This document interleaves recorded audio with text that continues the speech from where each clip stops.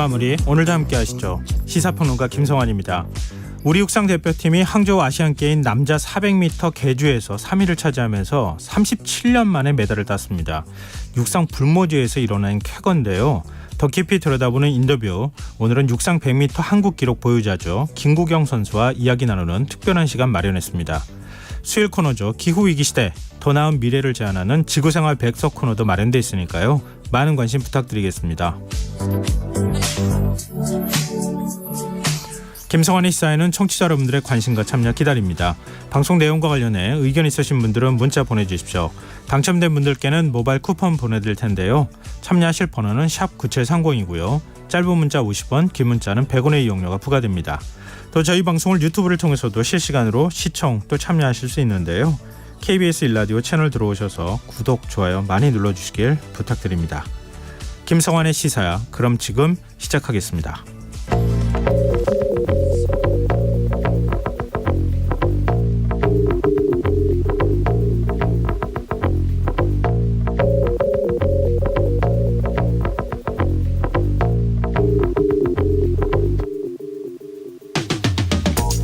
고용시장에 훈풍이 불고 있다는 얘기 아마 들어보셨을 겁니다. 지난 8월 기준 우리나라 전체 고용률은 63.1%로 1982년 이래 역대 최고치를 기록했다고 하는데요. 문제는 청년층으로 좁히면 사정이 달라진다는 겁니다. 청년 고용률은 무려 10개월째 감소세를 이어가고 있는데요. 눈여겨볼 대목은 일할 능력은 있지만 그냥 쉬고 있는 청년들의 숫자가 꾸준히 늘고 있다는 겁니다. 학업이나 구직을 하지 않는 청년의 숫자는 지난 4월부터 5개월 연속 증가했는데 그 숫자만 40만 명이 넘는다고 하죠. 한국노동연구원은 청년들이 구직 활동에 나서지 않는 것은 선택적 경향이 크다면서 제대로 된 정책이 나온다면 얼마든지 상황을 개선할 수 있다, 이런 진단을 내렸는데요. 정부가 해법을 찾을 수 있을까요? 이런 가운데 중소기업에서 일하는 청년들이 목돈을 마련할 수 있도록 지원하는 청년 내일 체험 공제 사업이 사실상 폐지 수순에 돌입했다는 언론 보도가 나왔습니다. 내년도 예산이 대폭 감소했기 때문인데요. 당장 중소기업 업계에서는 청년 구인난이 가중될 것이란 우려가 나오고 있다고 하죠. 정부는 조만간 청년 일자리 대책을 내놓을 것으로 알려졌는데요. 부디 이번만큼은 청년들이 체감할 수 있는 정책이 나오길 기대해 보겠습니다.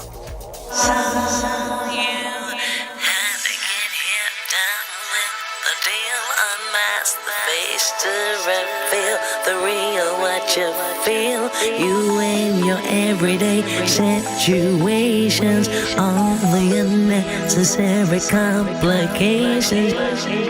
오늘 밤 당신 안에 꿈틀거리는 지식 충전 본능이 깨어납니다. 여러분의 자유탐구 영역, 김성환의 시사야.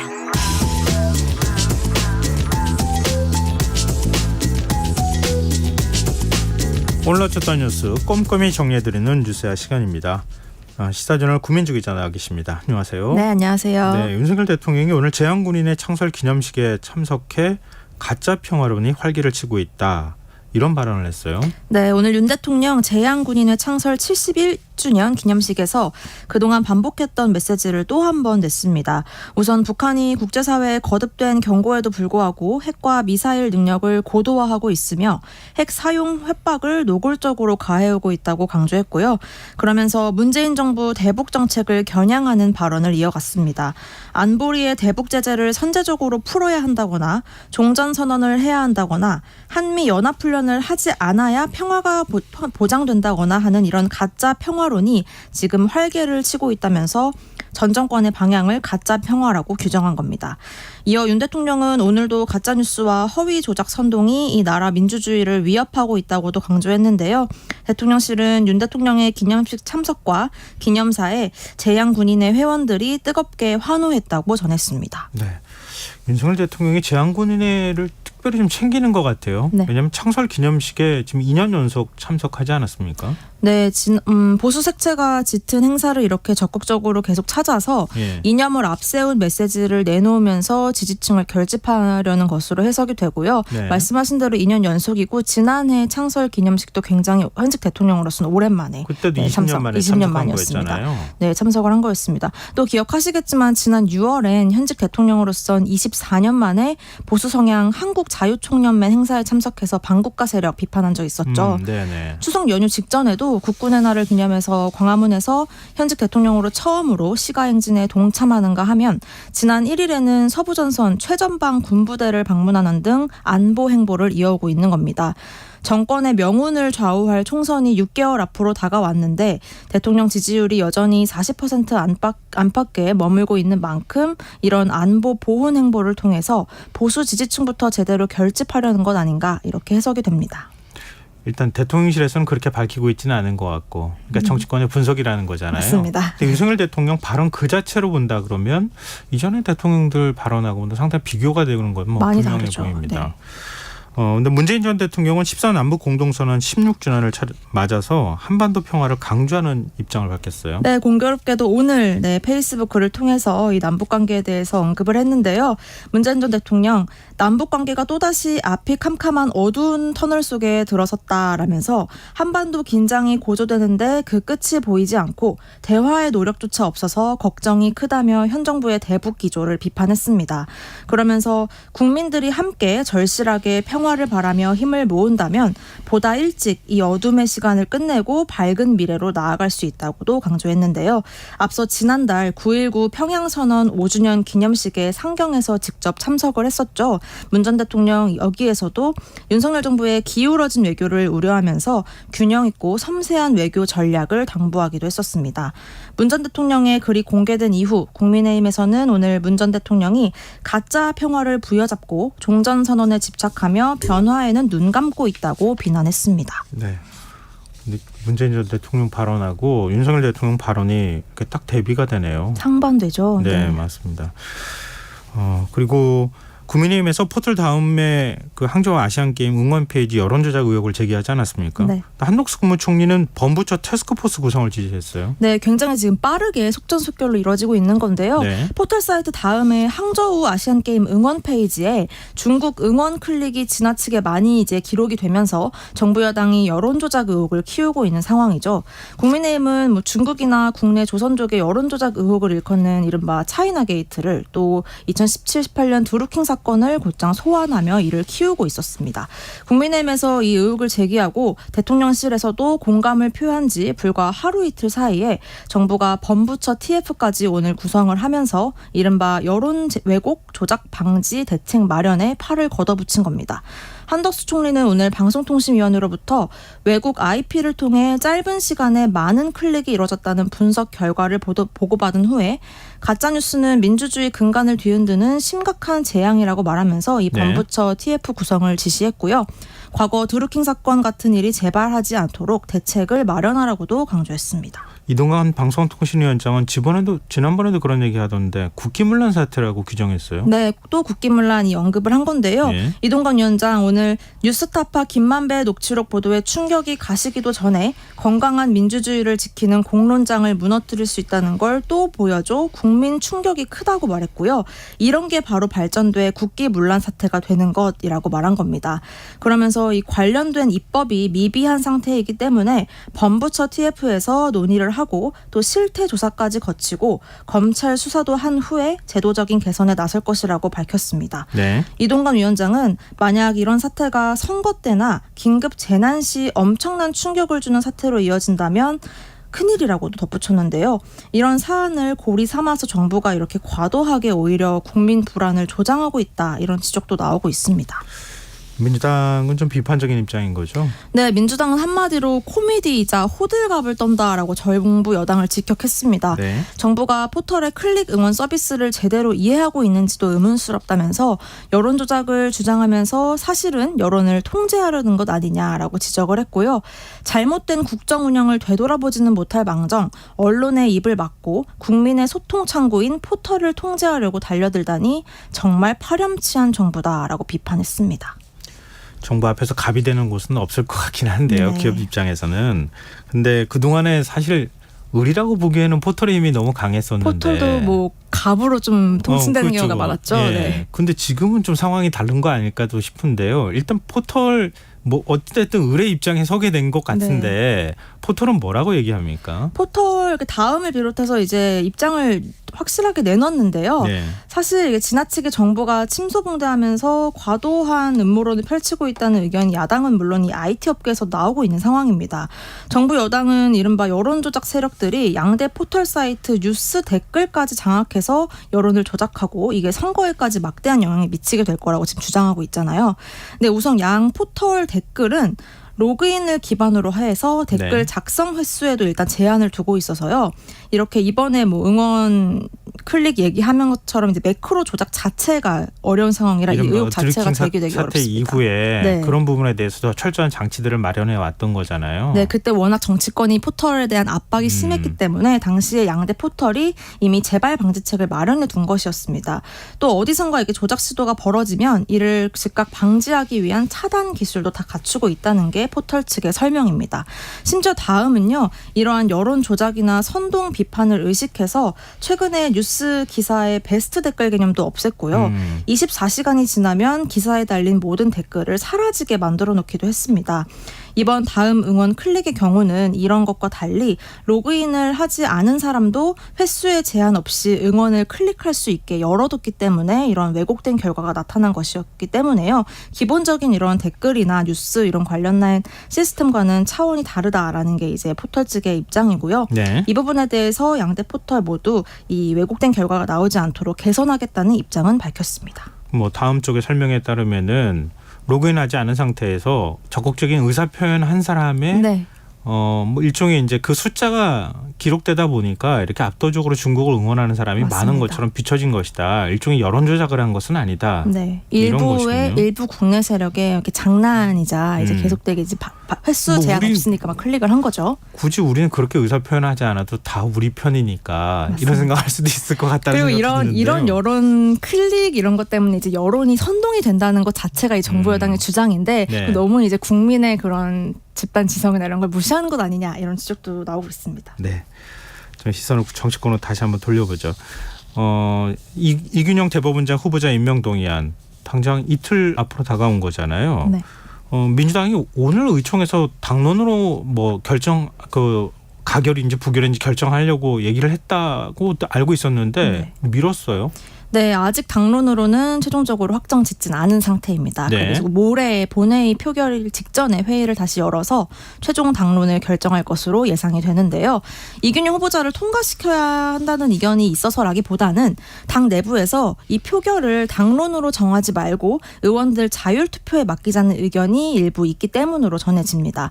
그동안 이 인사에 있어서는 자율투표에 맡기는 게 관례였고 어차피 대부분이 부결로 결정을 한 상태에서 굳이 당론으로까지 정할 필요가 있느냐는 주장이 나와서 조금 이제 당론으로 할지 말지 어떻게 확정을 질지를 좀 미룬 상황이고요. 직접 인사청문회 참여한 민주당 의원들은 오늘 당 소속 의원들에게 단호하게 부결해달라는 친전을 보내기도 했습니다. 이균용 후보자가 본인은 물론 처가나 자녀 재산 형성 과정에 문제점이 큰데 이에 대해 청문회 동안 불성실하게 소명하고 무책임하게 답변했다라고 강조한 겁니다. 이것도 나중에 숫자 살려놔요. 만약에 가결됐다고 하면 그러면은 몇 명이 가결표를 던졌는지 이것도 숫자 세가지고 또 제출하나요? 그러진 않겠죠. 네. 그러게 말입니다. 국민의힘은 사법 공백 우려 제기하고 있네요. 네, 국민의힘은 헌정사상 초유의 대법원장 장기 공백이 민주당이 말하는 민생이냐라면서 임명 동의안 처리를 촉구하고 있습니다. 정쟁을 멈추고 민생에 몰두하자던 이재명 대표의 말은 역시나 정반대로 해석하는 게 맞았다면서 민주당의 이균용 후보자 반대 역시 이재명 방탄이다라고 목소리를 높이고 있는 건데요. 이균용 후보자 임명 부결 가능성이 커지면서 사실 사법부의 공백이 불가피해진 건 사실입니다. 대법원과 함께 양대 최고 사법기관인 헌법재판소 유남석 소장의 임기 또한 다음 달 10일 종료될 예정이고요. 헌재 소장 역시 대법원장과 마찬가지로 대통령실이 지명을 하면 국회의 임명동의 절차를 거쳐야 하기 때문에 이렇게 양 사법기관 수장이 모두 자리를 비우는 상황이 발생할 가능성이 커진 상황입니다. 네, 전국 공무원 노동조합 법원본부는 반대 입장을 밝혔다고요. 네, 오늘 입장문 냈습니다. 자녀들에 대한 증여세 탈루 의혹과 10억 원 상당의 비상장 주식 미신고 등 각종 의혹에 대해 이균용 후보자가 제대로 해명하지 못했다면서 의혹이 전혀 해소되지 않은 상태에서 대법원장으로 임명이 된다면 국민이 법원의 판결을 신뢰하지 않을 것이라고 밝혔습니다. 또 이 후보자가 인사청문회 과정에서 가장 많이 한 말은 송구하다와 몰랐다였다면서 대법원장은 법관으로서의 능력과 자질은 물론 높은 도덕성과 인권의식을 갖춰야 하는 자리다라고 강조했고요. 하루빨리 국민의 법감정과 눈높이에 맞는 대법원장 후보자를 찾아 처음부터 다시 후보자 임명 절차를 밟기 바란다고 요구했습니다. 네, 지금 여러분께서는 KBS 라디오 김성환의 시사회와 함께하고 계십니다. 계속해서 뉴스야 이어가겠습니다. 여야 원내 지도부가 오늘 상견례 겸 회동을 가졌다면서요. 그러니까 민주당 홍익표 원내대표가 일종 국민의힘 원내대표한테 인사를 간 거죠. 네, 원내 지도부가 전체 다 인사를 가서 네. 자리를 가졌고요. 분위기는 부드러웠던 것으로 전해집니다. 네. 양쪽이 덕담을 주고 받았는데요. 윤재욱 국민의힘 원내대표는 모두 발언에서 국회에서 10년 이상 의정활동을 하면서 홍익표 원내대표 인품이나 역량에 대해 잘 알고 있다면서 합리적으로 일 처리하는 걸 쭉 지켜봤다고 지켜세웠고요. 이에 홍 원내대표도 윤 원내대표에게 훌륭한 인품을 갖춘 본받아야 할 분이라면서 잘 협의해 나가자라고 화답을 했습니다. 네. 원내대표 회동이 있기 직전까지는 여야 간의 분위기가 굉장히 험악했거든요. 여당이 내일로 예정돼 있던 김행 여가부 장관 후보자 인사청문회를 보이콧하겠다면서 김행 후보자 본인도 불참할 수 있다고 밝혔고요. 예. 이래서 청문회가 파행되는 것 아니냐 이런 분위기가 고조되던 상황이었는데요. 여야 원내대표가 회동을 가지면서 이 부분에 대한 매듭을 풀고 정상적으로 내일 청문회를 진행하기로 했습니다. 혹시 뼈 있는 말은 없었어요? 보통 원내대표끼리 만나면은 네. 뼈 있는 말 주고받잖아요. 그냥 뭐 굉장히 뼈가 있었다기보다는 네. 이제 뭐 일정이나 이런 부분에 있어서 잘 협의를 하자고 얘기를 이제 원내대표가 하면서 네. 이번에 이제 민주당이 청문회 자리에서 청문회 관련한 일정을 독단적으로 결정을 한 거에 대한 네, 김행 여당의 후보자 사과 청문회죠. 요구가 있었잖아요. 예. 그거에 대해서 좀 돌려서 이제 협의하자 그런 것도 이렇게 얘기한 것 아니냐라는 정도의 분석이 나오고 있습니다. 그런 거에 비하면 굉장히 분위기가 과거에 비해서는 좀 좋았다 이렇게 또 얘기할 수 있을 것 같은데요. 네. 그러면은 이렇게 분위기 좋았다 그러면 내일 김행 여가부 장관 인사청문회, 후보자 인사청문회 이거 어떻게 되는 겁니까? 다시 굉장히 싸울 것으로 예상이 되는데요. 역시나 싸우면 안 잠깐의 이제 되잖아요. 화해였는데요. 예. 그도 그럴 것이 이제 김행 후보자 의혹이 정말 매일같이 새롭게 터져 나오고 있어서요. 사실 이건 뭐 진보 보수 언론을 따질 게 네, 없겠더라고요. 뭐 한국경제도 오늘 나왔고요. 네. 네. 새로운 뉴스가 나오고 있어서 저희 같은 기자들도 참 따라하면서 정리하기가 힘든 상황인데요. 네. 일단 뭐 여러 가지 의혹이 그동안 제기가 됐지만 어제 오늘 나온 추가 의혹만 살펴봐도요. 예. 이 신우이에게 주식을 매각해 주식 파킹 의혹이 제기돼 왔잖아요. 네. 근데 김 후보자가 매각 당시에 회사가 적자였기 때문에 신우이가 떠안아 준 거라고 그동안 해명을 해왔었는데 네. 김 후보자가 정작 신우이에게 이걸 매각하던 2013년에 회사는 오히려 흑자였던 사실이 확인이 된 겁니다. 네. 이후에 계속 영업이익을 냈고요. 김 후보자가 주식을 다시 매수하던 2018년엔 회사 매출이 전년 대비 18% 가까이 급감하는 일이 있었는데요. 매각할 때하고 다시 되살 때 이렇게 공교롭게도 매출이 줄거나 영업이익이 굉장히 줄었다. 요동을 쳤죠. 그러니까 이것 때문에 김 후보자가 낮은 가격에 다시 인수하기 위해서 의도적으로 회사 가치를 낮춘 것 아니냐는 의혹까지 제기되고 있습니다.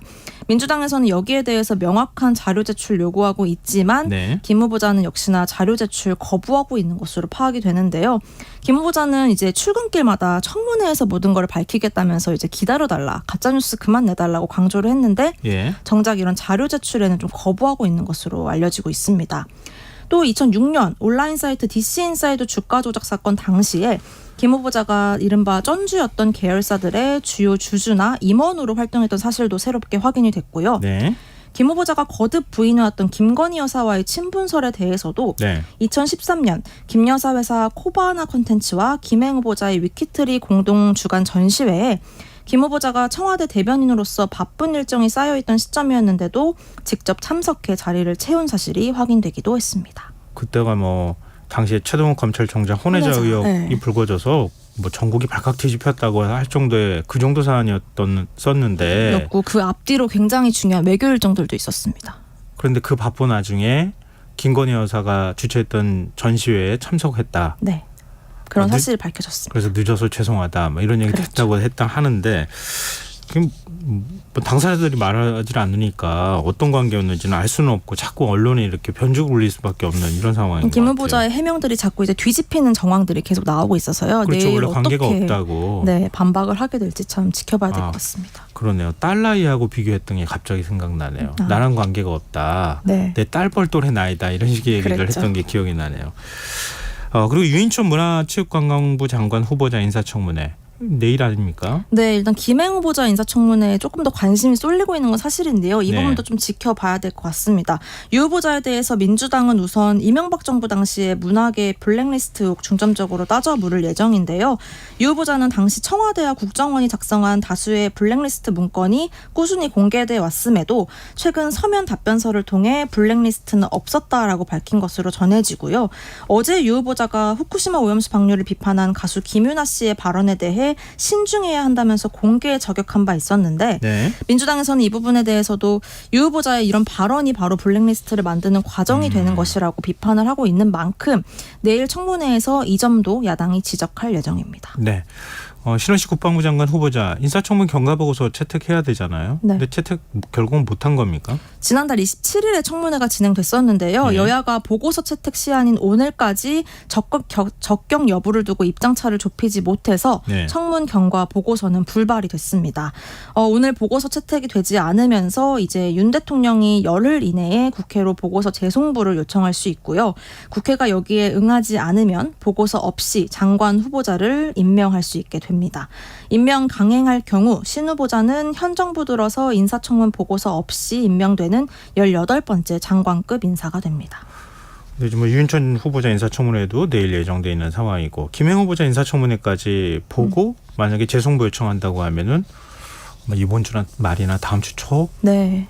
임명 강행이 있을 가능성이 있겠네요. 결국은 아마 새 후보자에 대해서 민주당이 이제 적극적으로 협조를 안 할 가능성이 높기 때문에 네. 강행 이렇게 될 수도 있다는 얘기 나옵니다. 예, 알겠습니다. 서울 강서구청장 보궐선거 얘기 좀 해보죠. 지금 일주일 앞으로 다가왔어요. 지금 여야 모두 총력전 기울이고 있네요. 네, 추석 연휴 이어서 오늘도 여야는 강서를 찾았습니다. 민주당은 강서에서 현장 최고위원회 열었고요. 사전투표 예정인 오는 6일 이전에 건강에 회복 중인 이재명 대표가 직접 강서를 찾아서 진교훈 후보 지원 사격하면서 지지층 결집시킬 가능성도 제기되고 있습니다. 국민의힘 역시 오늘 안철수 의원과 정진석 전 비대위원장 등 소속 의원들을 대거 투입해서 지지를 호소했습니다. 한 보도에 따르면요. 국민의힘 지도부가 전국 당협위원장들에게 모두 강서구에 방문해 식사를 하고 첨부한 파일에 활동 내역을 작성해서 올리라고 지시한 사실이 전해지기도 했습니다. 네. 그만큼 이번 선거에 지도부가 사활을 걸고 있다는 건데요. 경쟁이 이렇게 치열해지면서 유세 현장에 선거운동원 폭행을 비롯해 현수막 방화 사건까지 벌어지는 등 위험한 모습 또한 나타나고 있습니다. 김종인 전 국민의힘 비대위원장이 이번 선거와 관련해서 발언한 게 있습니까? 오늘 라디오에 출연해서 국민의힘이 현명하지 못했다고 평가를 한 건데요. 예. 이번 보궐선거를 일반 국민들은 잘 모르고 지나가도록 조용히 놔뒀어야 했는데 국민의힘이 그걸 참지 못했다면서 이렇게 평가를 한 겁니다. 조용히 치렀어야 할 선거에 사활을 거는 바람에 전국적인 관심을 끌게 됐고 이렇게 판이 커진 상태에서 만일 패배할 경우 총선 전까지 후폭풍이 만만치 않을 거란 지적인데요. 선거에서 패할 경우에 당장 김기현 대표 책임론이 거세질 거라고도 예견을 했습니다. 실제 정치권 안팎에선 이번 선거에 김 대표 운명이 달렸다는 얘기가 나오고 있고요. 네. 패배할 경우에 비대위 전환 목소리도 거세질 거란 관측이 제기되고 있습니다. 이러한 분위기가 있어서인지 여당에선 이번 선거 의미를 좀 축소하는 분위기 나타나고 있습니다. 안철수, 정진석 두 의원이 책임 더 져주지 않을까요? 여러 그 중요한 인사들이 다 총출동했는데 다 공동 책임을 져야 하는 걸까요? 네, 오늘 뉴스 여기까지 하겠습니다. 지금까지 시사저널 구민주 기자였습니다. 고맙습니다. 고맙습니다.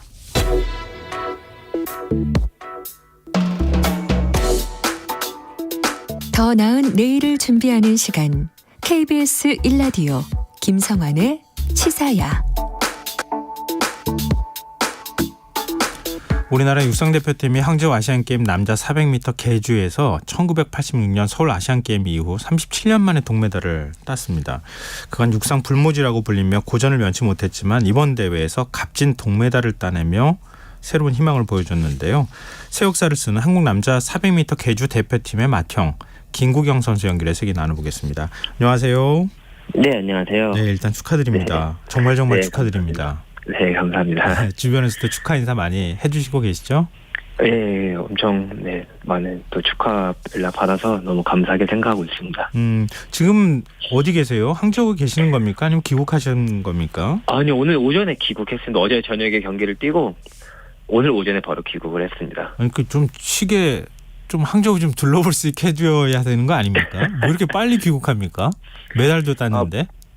뭐 그게 이제 미리 정해진 일정이라서 네, 저희가 출발하기 전부터 예. 이제 귀국 일정은 다 미리 정해져 있거든요. 그래서 금메달을 따도 그냥 바로 귀국이에요? 네, 다 똑같습니다. 저뿐만 아니라 모든 종목의 선수들도 다 이렇게 귀국 일정은 미리미리 다 정해져 있기 때문에 네, 저희가 바꿀 수 있는 게 아니라서 바로 귀국하게 됐습니다. 아니 제가 왜 오히려 좀 아쉽다는 생각이 드는지 모르겠어요. 이거 워낙 귀한 메달이기 때문에. 근데 어젯밤 경기하셨으니까 아직까지도 이 피로가 좀 덜 풀렸을 것 같은데요. 이게 사실 저희가 이제 메달을 만약에 따지 못하고 저희가 만족스러운 결과를 얻지 못했더라면 이제 피로가 안 풀렸을 텐데. 뭐 사실 너무 좋죠. 이게 지금 꿈 같은 일이고. 말이 37년이지 제가 태어나기도 전에 이제 선배님들이 메달을 따시고 저희가 딴 거잖아요. 네. 그렇기 때문에 뭐 몸은 피로하지만 정신적으로는 정말 아직까지도 꿈같이 이렇게 지내고 있습니다. 근데 그 경기 영상을 보니까 결승전을 통과한 직후에 선수들도 몇 등인지 잘 모르더라고요. 이게 3위로 확정된 뒤에 뭐 믿기 힘들다는 듯이 전광판을 계속 확인하는 모습도 보여졌는데요. 보통 이제 선수들 그러잖아요. 내가 한 몇 등 정도 할 거다. 예상도 좀 하고 욕심도 부릴 수 있는 거잖아요. 근데 진짜 메달 딸 거라는 욕심을 좀 가지신 적은 없어요? 이번 경기 때 저희가 예선에서 전체 2등으로 이제 통과를 했었어요. 진출을 할 때. 그래서 이제 후배 선수들이 아시안 게임 이제 저를 제외한 나머지 3명의 선수들이 첫 출전인데 예선 경기에서 전체 2등으로 통과를 하니 본인들도 이제 엄청난 부담감과 압박감이 이제 시달리더라고요. 하루 만에. 그래서 선수들이 이거를 2등으로 올라갔는데 행여 메달이라도 못 따면 어쩌나 자꾸 본인들을 의심하고 계속 걱정을 하더라고요. 그럼 기대가 커진 상황이기 때문에. 네, 그럼요. 저희가 그 전에는 이제 예선전을 임하기 전에는 전혀 기대가 없다가 예선전에서 이제 좋은 모습을 보여드리니 거기서부터 이제 기대를 받고 그 선수들이 지금 우리가 기대를 받고 있다는 걸 느끼니까 그때부터 이제 부담감과 압박감을 받기 시작하더라고요. 그래서 우리 할 거는 그냥 결승선까지 최선을 다해서 달리는 것밖에 없다. 그리고 나서 전광판을 봤을 때 우리가 이제 뭐 1, 2, 3등 안에 순위권에 들었으면 진짜 어떻게 보면 37년 만에 한 역사가 쓰여진 게 아니냐. 이렇게 제가 계속 이제 하루 동안 계속 선수들 이제 좀 다독였거든요. 다른 생각하지 말고 니네 뭐 부담과 압박 갖지 말고 너네 못해도 뭐라 할 사람 아무도 없으니 끝까지 우리가 가진 거를 다 쏟고 나오자. 제발 최선을 다해서 우리 내 자신을 믿고 우리 팀원들을 서로 믿어보자. 그렇게 해갖고 했더니 이제 좋은 결과가 나온 것 같습니다. 김구경 선수가 맏형 역할을 아주 톡톡히 하셨는데요. 선수들이 옆에서 너무 이제 그런 부담감 때문에 힘들어하는 걸 보니까 이제 저도 어릴 때 똑같이 겪고 다 경험했던 것들이거든요. 그래서 지금 현재 선수들이 어떤 마음가짐을 갖고 있는지를 알기 때문에 계속해서 이제 조금이나마 계속 안정감을 주고 더 집중할 수 있게 옆에서 제가 도와줄 수 있는 방법밖에 없어서 최대한 그렇게 했습니다. 근데 아무리 형이라 하더라도 사람이잖아요. 인간이니까 기대는 할 수 있는 거 아닙니까? 근데 김구경 선수도 솔직히 말씀하셔가지고 막 나도 혹시 메달 따는 거 아닐까 이런 생각 안 하셨어요? 제가 항상 그러다 메달을 못 땄었어요. 저번 아시안 게임 때도 내가 메달 따겠는데 하다가 4등을 했거든요. 그냥 절대 네, 이번에 릴레이 경기 제가 이제 두 번째 주자로 출전을 하게 됐는데 네. 네 번째 주자가 결승점을 통과하기 전까지 절대 그런 생각을 하지 않았어요. 네, 저는 제가 주어진 임무를 최선을 다해서 내 팀원한테 최대한 빨리 바톤을 갖다 주고 그 팀원들을 이제 그냥 기도를 하면서 믿었던 거죠. 그랬더니 이제 3등을 하게 됐는데 통과하기 전까 저희 마지막 앵커 주자가 통과하기 전까지 예. 절대 그런 생각하지 않았어요. 괜히 그런 생각했다가 또 4등 할까봐. 그렇죠. 마음에 오래 상처가 네. 나니까. 아, 오히려 그것도 사실은 선수로서 성장하고 훈련해가는 과정인 것 같다는 생각이 네, 드네요. 그럼요. 말씀 들어보니까. 네, 그래서 마지막 주자가 본인이 3등을 하면 사실 알아요. 우리가 3등이라는 걸. 근데 자기도 이제 결승점을 통과하고 나서 이렇게 좀 내가 몇 등이지 이렇게 몰랐던 거는 그만큼 경기에 집중을 했기 때문에 본인도 모르는 거예요. 내가 네. 몇 등을 한지도. 예. 네. 그 부분에 있어서는 후배임에도 불구하고 잘 또 그런 압박감을 이겨내서 잘 집중했던 것 같습니다. 근데 네. 이제 동메달이 확정되고 난 다음에 그때 기분은 네. 어떠셨어요? 아, 저 같으면은 그동안에 얼마나 네. 외롭게 운동하셨을까 싶거든요. 네네. 메달을 네. 계속 못 땄다고 얘기하셨잖아요. 4등까지 네. 하고 바로 앞에 메달이 보이는데도 못 땄을 때 그 심정이 오죽했겠습니까? 근데 동메달 따고 난 다음에 저는 막 울었을 것 같아요. 펑펑. 네, 저도 이제 약간 주마등처럼 이게 싹 스쳐가더라고요. 네 번의 네. 아시안 게임 동안 사실 메달을 한 번도 획득하지 못했고 이게 아시아 단거리 육상이 굉장히 많이 강해져가지고 예. 메달을 따기가 굉장히 어려워요. 그래서 또 그걸 또 누구보다 더 잘 알기 때문에 절실하고 좀 더 완벽하게 준비를 하려고 노력을 많이 했고 네. 후배들을 옆에서 최대한 책찍질을 해가면서 이 선수들을 첫 출전한 선수들이니까 분명히 네. 이제 경험이 부족해서 이제 경기장을 가면 또 약간 좀 위축되는 이런 모습들을 보일 거라는 걸 너무 잘 알고 있어서 어떻게 예. 하면 좀 자신감 있게 계속 할 수 있을까라고 생각을 하면서 선수들 다독였었거든요. 그래서 또 너무 고맙게도 또 선수들이 진짜 자신감 있게 해줘서 좋은 결과가 나왔던 것 같습니다. 사실 아직까지도 믿기지는 않아요. 그렇겠죠. 근데 지금 우리나라 남자 400m 계주팀 이게 메달까지 딴 거 어떤 그동안에 연습할 때 뭔가 우리가 이렇게 호흡을 잘 맞췄다든가 나름의 어떤 비결이라든가 이런 게 있을 것 같거든요. 이건 팀 호흡이 굉장히 중요하잖아요. 맞습니다. 이게 저희는 그러니까 제가 이제 선수들과 하나로 똘똘 뭉친 거 중에 하나가 이게 우리는 항상 선수가 컨디션이 연습할 때 항상 좋을 수는 없잖아요. 예. 저희는 이제 예를 들어서 우리는 계주 연습을 일주일에 2번을 하자. 예. 이렇게 정해 놓았을 때 만약에 그 계주 연습을 하는 날 선수가 컨디션이 좋지 않다. 그러면 하지 않았어요. 우리는 컨디션이 좋은 날만 릴레이를 하자. 우린 서로가 100% 컨디션 연습 과정일 때만 연습을 하자. 예. 네. 왜냐면 시합 때 가면은 결국에는 컨디션이 100%로 다 올라와 있잖아요. 시합 때는요. 예. 그러니까 연습도 실전처럼 하려면은 100% 컨디션을 갖고 연습을 해야 되니 조금이라도 피로가 있거나 컨디션이 좋지 않으면 하지 말자. 이렇게 해갖고 차라리 우리가 컨디션이 좋은 날 2번이고 3번이고 집중력 있게 하자. 이렇게 했던 게 좀 주요했던 것 같습니다. 지금은 진짜 실수 없이 바톤 터치가 전혀 저희가 예선 결승 때 실수가 없었거든요. 네네네. 네. 그런 부분들이 이제 정말 바톤 터치의 완성도가 좀 더 높이 나오지 않았나 생각하고 있습니다. 예전에 저도 경기 보다가 바통 떨어뜨려가지고 그래서 메달 따야 될 선수가 메달 못 따는 모습도 본 적도 있거든요. 네. 근데 그 맞습니다. 바통 건네주는 것도 그것도 수없이 많은 연습을 해야 되겠네요. 네, 진짜 지금은 정말 저희는 10번 맞추면 거의 9번 정도는 이게 완성도 있게 좀 터치가 잘 되는 편이라서 어떻게 보면 뭐 확률적으로 봤을 때 90% 정도 되는 거죠. 네, 그러니까 시합 때도 정말 실수 없이 잘 맞지 않았나 그렇게 생각하고 있습니다. 근데 문득 그 생각도 들었어요. 지금 우리가 거의 아시안 게임 80년대 이후에 지금 처음으로 메달을 딴 거잖아요. 네. 80년대 아시아를 대표하는 육상 선수 하면은 지금 진천 선수촌장이죠. 장지근 네네네. 선수. 네. 혹시 축하 전화 안 했나요? 아니요, 직접 오셨어요 경기장에. 저희 그래요? 네, 경기할 때 직접 오셔서 응원해 주셔가지고 네. 또 이게 저희가 시상대에 올라가니까 바로 앞에 보이시더라고요. 네. 손 이렇게 흔들어 주시고. 예. 그래서 그런 모습 보면서 뭐 어떻게 보면 국가대표 선수촌의 수장으로 계시지만 네. 마음 한편으로는 또 후배들을 더 응원하고 계시지 않을까. 네.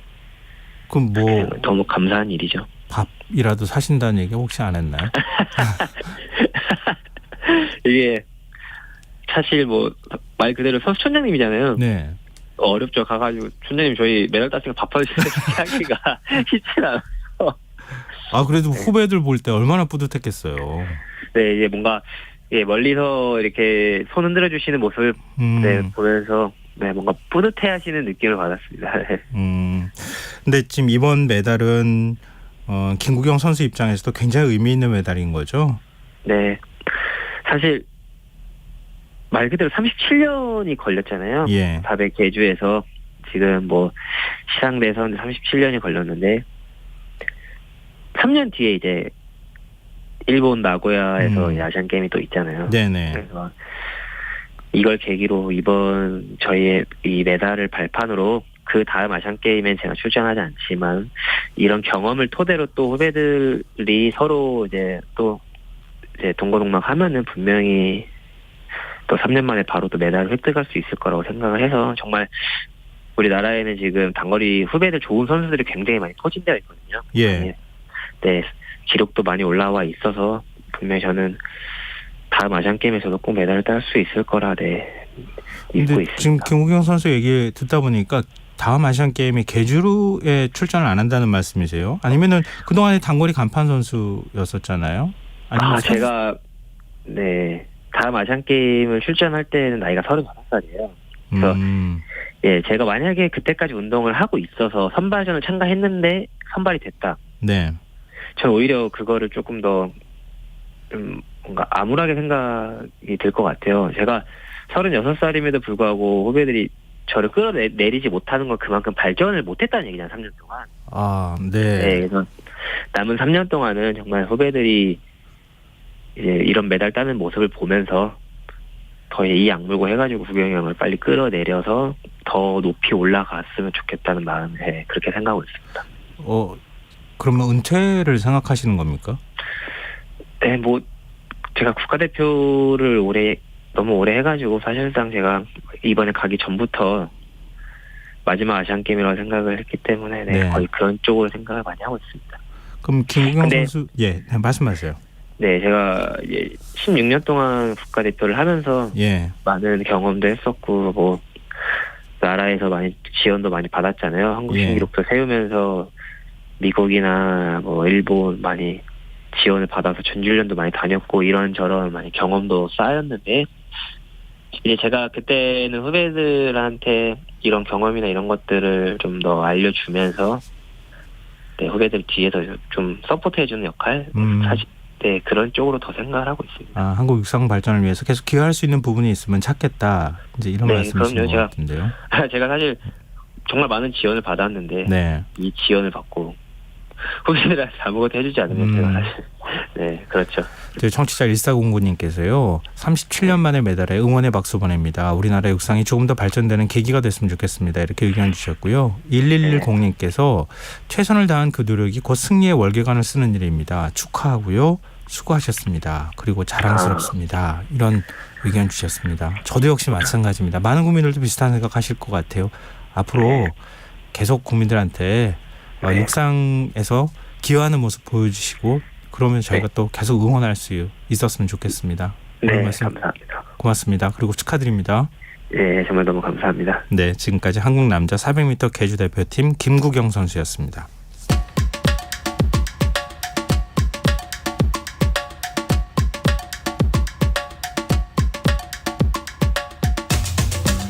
영국의 순핵 총리가 논란의 중심에 섰다고 합니다. 국민을 파산시키면서까지 지구를 구하지는 않겠다. 이러면서 기후위기 대응 속도를 늦추겠다고 선언했기 때문이라는데요. 이런 움직임 어떻게 봐야 하는 걸까요? 우리가 놓치지 말아야 할 환경 이슈 살펴보는 시간이죠. 지구생활 백서 사단법인 넥스트 윤지로 수석 나와 계십니다. 안녕하세요. 네, 안녕하세요. 오늘 뭐 순핵 총리에 대한 얘기를 해주실 모양이네요. 네, 영국 이야기. 그 작년 9월 초에 이제 엘리자베스 2세 여왕이 이제 숨지고 제가 그때 영국 석탄 이야기를 한번 모아서 해드린 적이 있어요. 그래서 네. 영국이 산업혁명의 발상지였지만 이제 지금은 가장 빨리 석탄에서 빠져나오고 있는 나라다라고 이제 말씀을 드렸었는데. 네. 그런데 이제 제가 작년에 그 이야기 전해드린 뒤로 굉장히 많은 변화가 있었습니다. 그러니까 그때 이제 리즈 트러스 총리였는데 그때 그분이 취임 44일 만에 역대 가장 맞아요. 짧게 이제 임기를 마무리하고 예. 그다음에 리시 순핵 총리가 이어받아서 이제 좀 있으면 취임 1년을 맞는데 그 사이에 참 많은 일이 있었어요. 이 순핵 총리가 기후 정책을 거의 리셋하고 있다라는 평가가 나올 만큼 굉장히 그간의 흐름을 거스르는 정책을 펴고 있거든요. 그래서 네. 이 이야기와 함께 그럼에도 불구하고 그 와중에 좀 부러운 지점도 있어서요. 그 이야기 함께 해볼까 합니다. 그 사이에 무슨 일이 있었던 겁니까? 뭐 여러 가지 일이 있었는데 네. 일단 이제 순핵 총리 자체가 취임할 때부터 뭔가 기후 대응 정책이 상당 부분 후퇴하겠다 이런 우려가 있었어요. 그 상징적인 게 이제 있었는데 뭐냐면 첫 번째 이제 그 총리 취임하고 얼마 안 있어서 왜 각국 정상급 대표단이 1년에 한 번씩 모이는 UN 기후 회의가 있어요. 캅이라고 부르는. 네. 그게 이제 열렸는데 이게 이제 물론 정상회의는 아니라서 정상들이 뭐 꼭 참석해야 된다 이런 건 아닌데 이제 보통 기후 문제 주도하는 국가들의 정상들은 대부분 참석을 하거든요. 네. 그래서 뭐 프랑스, 독일, 이탈리아 그리고 미국 같은 경우도 작년에 이 행사 기간이랑 미국 중간 선거랑 시기가 겹쳤는데도 불구하고 이 딱 결과 나오자마자 바로 이제 이집트로 날아오고 막 이렇게 바이든 대통령이 그랬었는데. 그러니까 이제 정상의 참석 여부가 일종의 메시지인 거죠. 나 이렇게 여기 관심 있어. 뭐 이런 건데 네. 이제 순핵 총리 같은 경우는 나 국내 현안이 너무 바빠서 나 못 가겠는데 이렇게 처음 말을 한 거예요. 그래서 굉장히 예. 많이 비판을 받아가지고 예. 워낙 여기저기서 막 비판을 하니까 이제 결국 막 등 떠밀리다시피 해서 참석을 했었어요. 아니 근데 이런 국제회의도 이렇게 등 네. 떠밀면 가네요. 참 그것도 신기한 장면이네요. 네. 근데 우리나라는 윤석열 대통령이 참석 안 했던 것 같은데요? 네, 맞아요. 그때 이제 나경원 전 의원이 기후 특사로. 네, 맞아요. 특사로 예. 참석을 했었고 근데 예. 뭐 중국, 일본 다 정상들은 안 갔어요. 예. 네, 아무튼 이제 순핵 총리가 나 바빠서 못 간다라고 했을 때부터 이제 우려가 있었는데 최근에 이제 기자회견이 있었는데요. 그때 이제 순핵 총리가 역시나 싶은 그런 이제 발표를 했습니다. 근데 대표적인 내용이 영국이 원래 2030년부터 내연기관차, 그러니까 뭐 휘발유차, 경유차 이런 내연기관차의 신차 판매를 금지하겠다 이런 계획이 있었거든요. 네, 그럼 그 거꾸로 얘기하면은 네. 다 전기차로 전환하겠다. 그렇죠. 신차는 이제 다 전기차만 팔아라라는 거죠. 네네. 그거를 이제 2035년으로 미뤘어요. 근데 이게 무슨 의미가 있냐면 예. 영국은 그냥 이 분야에서 남들 하는 만큼만 하겠다라는 겁니다. 왜냐하면 이제 그 유럽연합도 그렇고 미국도 그렇고 심지어 우리나라도 지금 윤 대통령도 2035년 내연기관차 신차 판매 중단이 공약 사항이에요. 네. 그래서 이제 영국이 2030년으로 그 목표를 제시했을 때는 영국이 이 자동차 의제를 가져가나 보다 했는데 다시 이제 뒷걸음 친 거죠. 2035년도 우리나라에서 과연 그럴 수 있을까 이런 생각이 드는데 네. 그럼 이전에 발표한 게 너무 빨리 잡은 거예요? 영국 같은 경우에요. 예, 영국은요. 근데 이게 이제 2035년을 보통 이제 내건 게 이제 탄소 중립 얘기가 막 나왔던 게 2020년 정도거든요. 네. 그럼 보통 자동차를 한 수명을 15년 정도 잡으니까 그러면 이제 그때 2020년을 기준으로 다음에 이제 차 바꿀 사람들은 전기차 사게 하자 약간 이런 취지였던 거죠. 예, 근데 예. 이제 영국이 2030년으로 하면서 이제 굉장히 눈에 띄었던 건데 이게 30년으로 해도 사실은 뭐 이게 신차 판매 금지지 운행을 중단하라. 난 계속 이 차 몰 거야. 네, 이런다고 하면은 못 몰게 하기는 못한다는 네, 거잖아요. 그렇기 때문에 뭐 하면 할 수 있는 정책 의지인 건데 근데 이제 이것뿐만이 아니라 이제 굉장히 여러 면에서 다시 뒷걸음질 치는 걸 보이고 있습니다. 예를 예. 들면 이제 가정용 가스 보일러 설치도 원래는 2035년까지 완전히 중단하기로 했었는데 네. 강요하진 않겠다 이렇게 완화를 했고요. 또 이제 뭐 집집마다 쓰레기 분리수거통을 놓게 한다거나 육류 소비 축소 이런 것도 뭐 없던 일로 이렇게 됐습니다. 그리고 이것뿐만이 아니라 이 기자회견 전후로 발표된 내용들도 있는데요. 네. 원래 이제 집주인이 집세를 놓을 때 에너지 효율 등급이 뭐 C등급 이상이 돼야지만 이제 세입자를 받을 수 있게 하는 그런 정책도 있었는데 이것도 그냥 흐지부지 됐고요. 예. 또 며칠 전에는 북해 유전 개발 허가도 내줬습니다. 그러니까 우리가 EU보다 좀 더 빨리 갈 거야. 네. 이렇게 호언했었는데 네.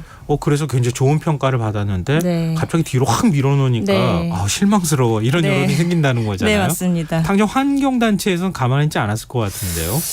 그랬겠죠. 근데 이제 그 내연기관차 판매 중단 관련해서 영국 언론들의 반응이 실렸는데요. 네. 그 반응 중에 제가 일부를 인용해 보면 네. 뭐 영국 정부 계획 연기에 굉장히 실망감을 느낀다. 그리고 우리가 정부에게 요구하는 거는 야망, 헌신, 일관성인데 이번 조치는 이걸 모두 약화시킬 거다. 그리고 규제가 시급히 필요하다. 뭐 이런 반응이 나왔어요. 그런데 이게 환경단체 반응이 아니에요. 그럼 뭐예요? 어디서 나온 거예요? 뭐 야당에서 나온 거예요? 아니요, 그것도 아니고요. 각각 이제 기아차, 포드, 폭스바겐 관계자 반응입니다. 아 그래요? 네.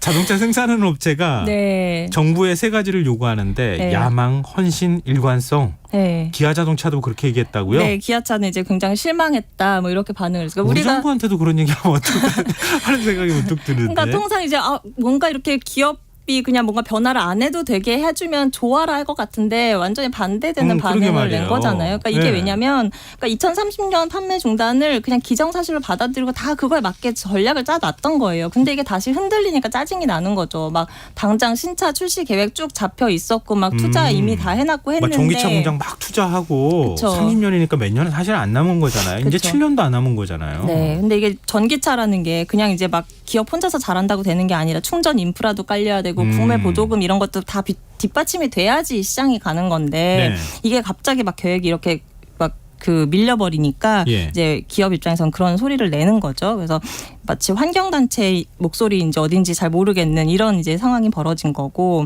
네 그렇습니다. 왜 우리 국내 기업들이 외국에 나가면 이렇게 품격이 있어지는지 잘 모르겠는데. 근데 순핵 총리, 네. 보수당 총리이기 때문에 그런 겁니까? 아무래도 보수당은 좀 네. 기후 변화에 대해 좀 미온적이잖아요. 네, 뭐 그런 면도 있긴 있죠. 그러니까 일반적으로 말하면은 보통 이제 뭐 보수 정당이 조금 더 뭔가 기업 친화적이면서 환경 정책은 조금 이제 천천히 가자. 약간 이런 주의가 있긴 한데 네. 영국 같은 경우는 좀 달랐어요. 일단은 영국이 이제 세계 최초로 2050 탄소 중립 선언 이런 걸 한 나라가 영국인데 그 선언을 한 게 이제 보수당의 테레사 메이 총리였습니다. 네. 네, 그리고 지금 순핵 총리가 막 이렇게 정책을 다 뒤집고 있잖아요. 예. 이 뒤집고 있는 정책이 노동당이 만든 게 아니에요. 노동당은 사실상 2010년 이후로 정권을 잡지를 못했잖아요. 그렇죠, 그렇죠. 다 이게 보리스 존슨 총리가 다 만들었던 정책들이거든요. 전혀 안 어울리는데. 네, 근데 그 그러니까 보수당의 존슨 총리가 만들었던 거를 다시 그 보수당의 순핵 총리가 다 뒤집고 있는 거죠. 그리고 이제 영국 같은 경우에는 굉장히 모범적인 원래 사례로 꼽혔던 게 뭐냐면 네. 그 기후변화위원회라고 하는 독립적인 위원회가 있어요. 그래서 여기서 탄소 중립 우리가 이렇게 해야 된다라고 어떤 조언을 하면 이게 정부가 수용하는 그래서 이제 정권에 따라서 흔들리지 않게 하려고 하는 이런 이제 독립적인 위원회를 뒀었거든요. 네. 그래서 우리나라도 왜 탄소 중립 위원회 있잖아요. 근데 네네. 이게 워낙 그 정부 입김이 강하게 작용을 하니까 우리도 영국을 벤치마킹 해야 된다 이런 주장이 계속 있었는데 사실 순핵 총리 이후에는 이런 이제 시스템도 잘 작동을 하지 않는 거죠. 이게 순핵 총리의 어떤 스타일 때문입니까? 일종의 이제 미국 공화당의 트럼프 같은 존재가 되겠다는 거예요? 네, 맞습니다. 그래서 실제로 이게 순핵 총리가 영국의 이런 전통을 깨고 지금 트럼프식 정책을 수입하고 있는 게 아니냐 이런 비판도 많이 나오고 있어요. 근데 예. 이 양반이 원래 그 뭐 하원 의원 있을 때도 기후 정책에 반대표를 많이 던졌고 그래요? 네, 재무장관 있을 때도 뭐 각종 뭐 주택 단열을 강화하거나 전기차 보조금 주고 하는 거 막 깎고 국내선 항공료 세금은 또 깎아주고 막 이런 식으로 해서 사실 예상은 됐던 부분인데 그게 이제 너무 노골화되니까 이제 우려가 되는 거죠. 이러다가 진짜 트럼프처럼 환경이 그냥 정당 이슈가 돼버리는 거 아닌가? 뭐 이런 이제 우려가 나오는 거죠. 뭐 자기 정치적 지지 세력을 만들려고 하는 전략들 뭐 숨어 있다고도 얘기할 수도 있을 것 같기도 하고요. 네. 근데 앞서 말씀하시다가 네. 순핵 총리에 대해서 부정적인 평가에도 얘기해 주시면서 우리가 또 부러운 지점이 있다고 말씀하셨잖아요. 네. 뭐가 좀 제가 볼 땐 여러 가지 부러운 게 있는 것 같은데 네. 뭐가 부럽다고 얘기하시려고 일단 했던 거예요? 아까 그런 이제 기업 반응이 그렇게 나왔다는 것도 사실 부럽고요. 네. 그 다음에 이제 이렇게 보면은 뭐 기후 정책이 뭔가 막 나가는 듯 했다가 다시 뒤집히고 하는 거 보면 뭐야 여기도 결국 우리나라랑 비슷하네 뭐 이렇게 생각이 들긴 하지만 네. 사실 그 이면을 들여다보면 굉장히 중요한 차이가 있습니다. 왜냐하면 영국에서 이렇게 정책을 갖다가 왔다 갔다 하는 거는 그만큼 이게 선거에서 되게 중요한 이슈라서 그래요. 아 선거에서 이런 기후 환경 대응 문제나 이런 네. 것들을 이슈로 내걸면 국민들이 네. 엄청난 관심을 갖는다는 네, 거예요. 맞습니다.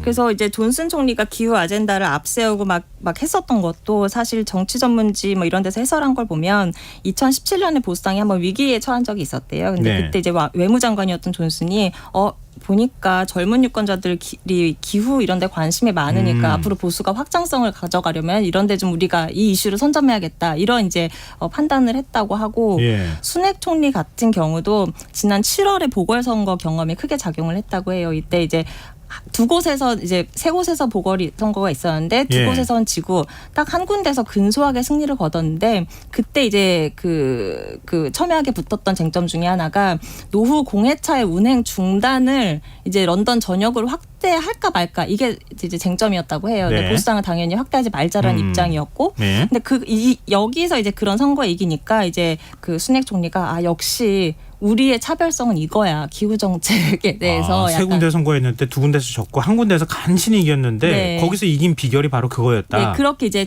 해석을 한 거죠. 예. 그래서 이제 더구나 이제 내년 총선이 있는데 보수당이 지금 노동당에 되게 크게 뒤지고 있는 상황이거든요. 그러다 네. 보니까 선거 전략으로 이거를 차용을 하고 있다. 이런 정책을 이제 그런 이야기가 나옵니다. 이거 부러워할 일인가? 근데 이제 그 또 하나 부러운 지점이 네. 그러면 이제 보수당이 여기에 순핵 총리의 이런 자세에 대해서 이렇게 박수를 보냈느냐? 예. 그렇지 않아요. 보수당 내부에서도 계속 비판의 목소리가 나와요. 되게 이제 무게감 있는 의원들도 그렇고 보수당 네. 정부 하에서 이제 뭐 그 장관을 맡았던 사람들도 그렇고 순핵 총리 이렇게 가면 안 된다. 이렇게 영국 사회가 위험해진다. 이런 식으로 계속 이제 비판의 그렇군요. 목소리가 보수당 내부에서도 나오고 있고 한다는 게 약간 좀 우리랑은 좀 차이가 아닌가? 네, 이런 생각이 듭니다. 뭐 정치권의 어떤 역할이나 이런 것도 있기는 하지만 네. 유권자들 국민이 관심을 적극적으로 가지면은 정치권 네. 따라가게 돼 있다. 맞습니다. 이걸 하나 보여주는 사례인 것 같아요. 네, 우리도 네. 한번 좀 시사하는 바가 굉장히 큰 것 같습니다. 네. 오늘 지구생활백서 지금까지 사단법인 넥스트 윤지로 수석과 함께했습니다. 고맙습니다. 네, 감사합니다. KBS 라디오 김성환의 시사 1부 순서 여기서 마무리하겠습니다. 전 11시 정각 2부에 다시 오겠습니다.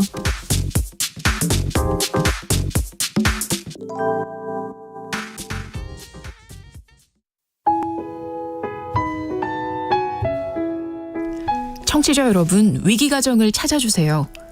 어려운 경제 상황 속에서 긴급한 경제적 지원이 필요한데도 복지 사각지대에 놓여 있어 아무런 지원도 받지 못하고 극한 상황으로 내몰리고 있는 위기가정이 늘고 있습니다. KBS 강태원 복지재단에서는 사회 안전망에서 벗어나 위기에 처해 있는 가정을 발굴해 긴급 지원하는 사업을 진행합니다. 여러분 주위에 스스로의 힘만으로는 도저히 일어설 수 없는 힘든 이웃이 혹시 있는지 찾아봐 주세요. 우리 사회의 건강한 구성원으로 신속히 복귀할 수 있도록 KBS 강태원 복지재단이 작은 힘을 보태겠습니다. 여러분의 제보 전화를 기다립니다. KBS 강태원 복지재단 제보 전화 1533-0900, 1533-0900입니다.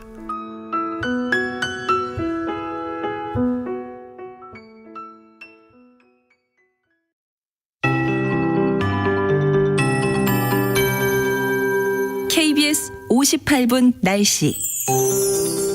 현재 일부 충남과 호남, 일부 충북과 호남, 경북 북부 내륙에 비가 내리고 있습니다. 오늘 밤에 그치겠지만 전남권은 내일 새벽까지 이어지는 곳이 있겠습니다. 비가 그친 후 북서쪽에서 찬 공기가 내려와 내일 아침견 오늘보다 2도에서 5도가량 낮아지겠고 바람도 약간 강하게 불어서 체감온도는 더 낮아 춥겠습니다.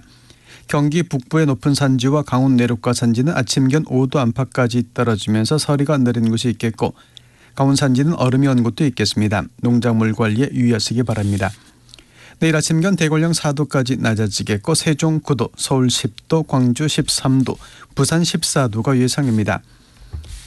낮 기온 20도 이하에 머무는 곳이 많겠습니다. 인천 18도, 서울, 대전, 세종 19도, 광주, 울산 20도, 대구, 부산, 제주 21도가 예상입니다.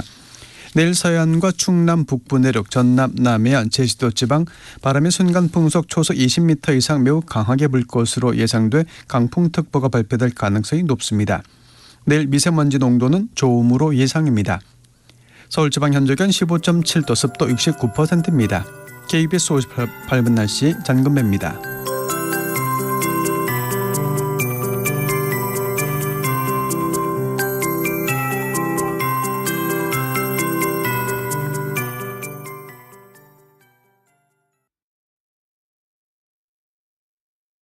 정성을 다하는 국민의 방송 KBS가 11시를 알려드립니다. AM 711kHz, FM 97.3MHz, KBS 1라디오입니다. HLKA.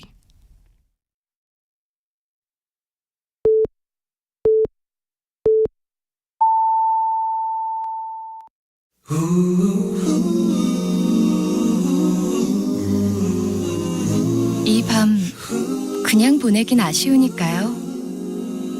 당신의 하루의 끝까지 야무지게 채워드립니다. 당신의 지식 충전소 김성환의 시사야.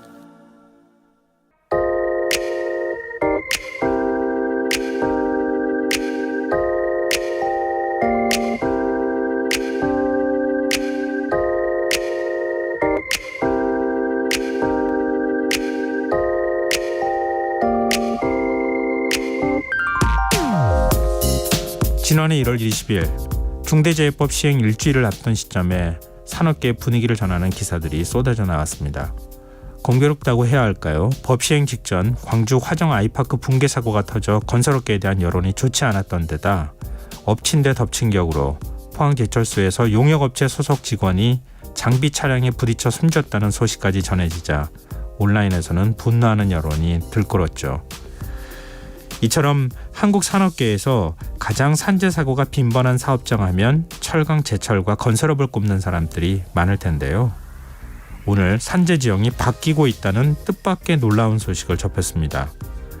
근로복지공단에 따르면 올해 1월에서 8월 사이 산재 승인 건수가 가장 많은 사업장은 배달의 민족 물류 서비스를 전담하는 우아한 형제들이었습니다. 사고나 질병으로 산재를 신청한 1,312건 가운데 1,273건이 승인됐다고 합니다. 2위는 521건인 HD 현대중공업, 3위는 467건인 대우건설이었습니다. 우한 형제들의 산재 승인 건수는 3년 전인 2020년 370여 건에서 이듬해 940여 건으로 크게 늘더니 지난해에는 1,830여 건을 기록해 매년 2배 이상씩 증가하고 있는 상황입니다. 배달 플랫폼의 산재가 전통적인 제조업을 추월한 이유가 뭘까요? 한마디로 사고를 당하는 배달 라이더가 많기 때문입니다. 지난해 온라인 음식 서비스 거래액이 26조 원을 웃도는 등 배달 시장이 빠른 속도로 성장하면서 배달 라이더 숫자가 크게 증가했고 장시간 노동과 배달 건수를 늘리기 위한 속도 경쟁이 치열해지면서 사고 위험도 그만큼 높아졌다는 게 노동계의 분석입니다. 여기에다 2년 전부터 배달 라이더의 산재 적용 제외 사유가 엄격해지고 하나의 사업에 노무를 상시 제공하고 보수를 받아 생활해야 한다는 전속성 기준이 폐지되면서 산재보험 울타리 안으로 들어온 배달 라이더가 늘어난 영향 탓도 있다고 합니다. 좀 별도의 얘기일 수 있겠지만 쿠팡과 물류 자회사들의 산재 승인 건수도 올해 같은 기간 322건으로 7위 수준으로 다소 낮아지긴 했지만 2020년 이후 3년 연속 1, 2위를 차지했다는 사실도 유념할 필요가 있어 보입니다. 작은 오토바이의 의지에 도로에서 속도 경쟁을 하다 부딪히고 넘어지고 깔리고 뒤집혀 다치고 숨지는 플랫폼의 배달 라이더들, 그들의 열악한 노동 조건과 환경에도 이제는 더 관심을 가져야 하지 않을지요. 지금까지 오늘의 발견이었습니다.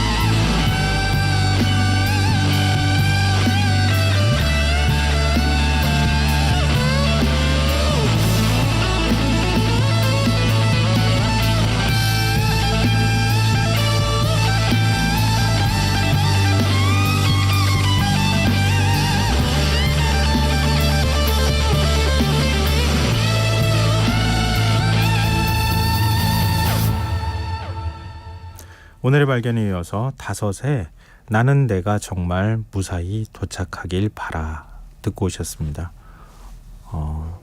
가사 내용도 그렇고 노래 제목도 굉장히 의미심장한 것 같습니다. 김성원의 시사는 언제나 청취자 여러분의 관심과 참여 기다립니다. 오늘도 방송 내용과 관련한 청취자분들 의견 들어오고 있는데요.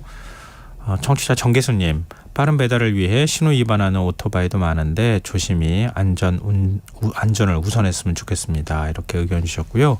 9068님, 그분들 덕분에 편히 집에서 치킨을 먹을 수 있는데 정작 그분들은 편히 드신 적이 있으실까요?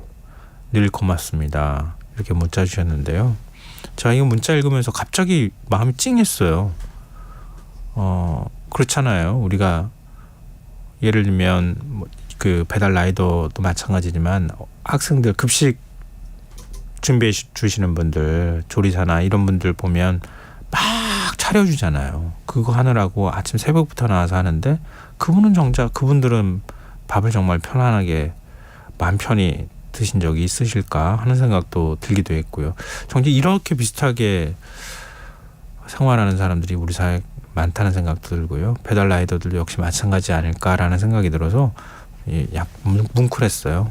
그 문장 보면서.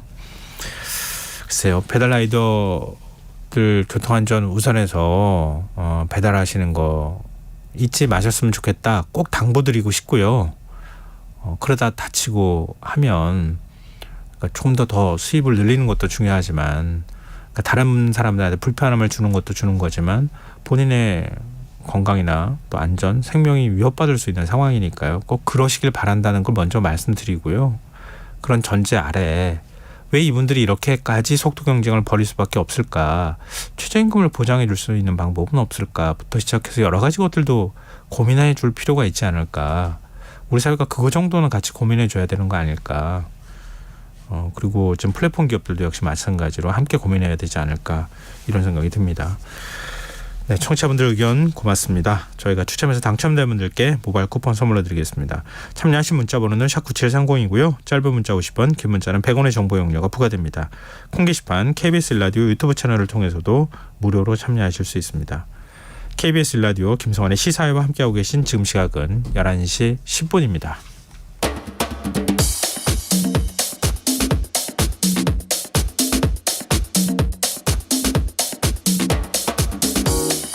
오늘 일어난 세상 곳곳의 소식들 당일 배송으로 전해드립니다. 밤참 뉴스 이용경 뉴스캐스터와 함께하겠습니다. 안녕하세요. 네, 안녕하세요. 정부가 모성보호 제도를 강화하기로 했다고 하는데 네. 이건 저출산 문제 해결을 위한 하나의 대책일 수 있는 거잖아요. 예, 그렇습니다. 구체적으로 뭐가 어떻게 달라진다는 거예요? 출산 휴가를 좀 더 길게 해주고요. 난임 치료를 네. 더 오래 할 수 있도록 해주고 유급휴가도 좀 더 길게 해주겠다. 이렇게 요약을 좀 할 수 있을 것 같습니다. 비슷한 대책이 너무 많아가지고 좀 헷갈리기도 해요. 예, 올 2분기의 합계 출산율이 0.7명입니다. 이건 뭐 저출산율이라는 말보다 초저출산율이라고 표현을 하더라고요. 요즘은 출생률이라고 오히려 표현해야 된다 이런 네. 얘기들도 하더라고요. 예. 예. 근데 어쨌든 지금 이게 굉장히 심각한 상황인 건 분명하기 때문에 그래서 육아 근로시간 단축제도 활용 범위를 좀 넓혀주고 출산휴가에 대해서 통상임금 지원 기간을 좀 2배로 늘려주는, 말하자면 일하고 육아를 좀 병행할 수 있도록 숨통을 좀 틔워주자라고 하는 취지로 만들어진 제도인데요. 네. 2024년도에 관련 예산이 확보가 됐고 입법 절차만 지금 남아 있는 겁니다. 그럼 얼마나 달라지는지 좀 보면 네. 육아기 근로시간 단축제도를 좀 늘릴 예정입니다. 자녀가 있는 집에서 양육하는 동안 1년 동안 일한 시간을 좀 줄일 수 있도록 해주는 겁니다. 네. 단축 근무 시간은 주당 지금 뭐 40시간이잖아요. 기본적으로. 그런데 네. 15시간 이상에서 35시간 미만이니까 주 5일 근무라고 하면 하루에 3시간에서 하루 7시간까지 근무 시간을 줄일 수가 있습니다. 그러니까 아이가 손이 많이 필요할 때만 이제 근로시간을 좀 단축을 해서 이렇게 그 시기를 견디면 네. 지나고 나면은 다시 정상적으로 근무를 할 수 있으니까 네. 일과 육아를 병행할 수 있도록 해주자라고 하는 취지인데요. 지금은 이 제도가 8세 이하, 초등학교 2학년 이하인 경우에만 단축 근로를 신청할 수가 있습니다. 근데 요거 나이를 좀 높여주는 거죠. 사실 초등학교 1학년 때 엄마 손이 굉장히 많이 필요해서 요때 많이들 쓰시는데 왜 이렇게 빨리 오는 거예요? 학교 갔다가. 아, 그렇죠. 점심도 챙겨줘야 돼요. 그리고 손이 맞아요. 너무 많이 가는 시기잖아요. 네. 근데 요 시기를 나이를 좀 높여주자는 겁니다. 12세 이하 또는 초등학교 6학년 이하로 확대를 하기로 했습니다. 그리고 육아휴직 기간 중에서 미사용 기간에 대해서는 그 기간의 2배를 육아기 근로시간 단축으로 가산할 수 있도록 되어 있고요. 하루 2시간 근로시간을 줄일 수 있는 임신기의 근로시간 단축제도 요건은 지금 이제 2시간 정도 줄여주는 건데 그럼 출퇴근 시간이 조금 편안하게 출근하고 퇴근할 수 있는 정도인 것 같아요. 네. 임신 후에 12주 이내 또는 36주 이후에서 임신 후 12주 이내 혹은 32주 이후 그러니까 출산을 할 시간이 가까워올 수 있는 시간들 조금 더 늘려주자는 겁니다. 네. 그리고 이 조산 위험으로부터 사실은 이제 막달에 굉장히 힘들거든요. 네. 8개월, 9개월, 10개월이 굉장히 힘든데 이때 힘들면 아이를 잃을 위험이 있으니까 그걸 좀 보호해주자라고 하는 취지입니다. 그리고 10일간 배우자 출산휴가를 지금 쓸 수가 있는데요. 이거 분할해서 사용할 수 있습니다. 1회에서 3회로 늘려주고요. 네. 배우자의 출산휴가 급여 지원 기간도 지금 닷새인데 휴가 기간 전체인 10일로 확대를 해줍니다. 난임 치료 휴가 기간도 지금 연간 3일인데 유급이 하루고요. 무급이 이틀이에요. 그런데 이걸 연간 6일로 유급은 2일, 무급은 4일로 늘려주는 제도입니다. 이렇게 해서 가능하면 시간적인 여유를 좀 주자라고 볼 수 있을 것 같고요. 저는 이 부분이 조금 더 현실성이 있지 않나 싶은데 네. 저도 육아휴직을 고려했다 그만뒀던 이유가 육아휴직하는 기간 동안 맞벌이 한 사람은 없다고 봐야 되는 거예요. 사실은 급여가. 네. 그거 매달 들어오는 것도 아니고 끝나고 복귀해야지만 나머지 금액을 지급해 주잖아요. 네. 그래서 실제적으로 맞벌이가 꼭 필요한 집은 육아휴직을 할 수 있도록 제도적으로 차원이 되어 있다 하더라도 재정적인 문제로 쉽게 육아휴직을 선택하기가 굉장히 어려운 상황이에요. 지금이. 네. 그래서 정부에서는 이 육아휴직 기간의 급여를 최저임금 수준으로는 현실화해보자 라는 방안을 검토 중에 있습니다. 육아휴직 기간이 내년에 12개월, 그러니까 1년에서 18개월, 1년 반으로 늘어나지만 낮은 급여 수준 때문에 기간을 못 채우는 경우가 있거든요. 지금은 월 최대 150만 원까지만 받을 수 있는데 조금 더 늘려서 월 최저임금 수준 정도까지 좀 늘려보자라는 방안을 검토하고 있습니다. 근데 지금 말씀하신 건 이제 제도적인 문제일 네. 것 같고요. 최근 몇 년 사이에 현금성 지원도 많이 늘어났다고요. 네. 육아정책연구소에서 내 아이의 육아 비용 얼마나 지원받았나라는 보고서가 있는데 네. 올해 출생한 아이들의 경우에는 영유아기에 받게 되는 정부 지원금이 최소 2,700만 원, 최대 4,297만 2천 원이라고 분석을 했습니다. 네.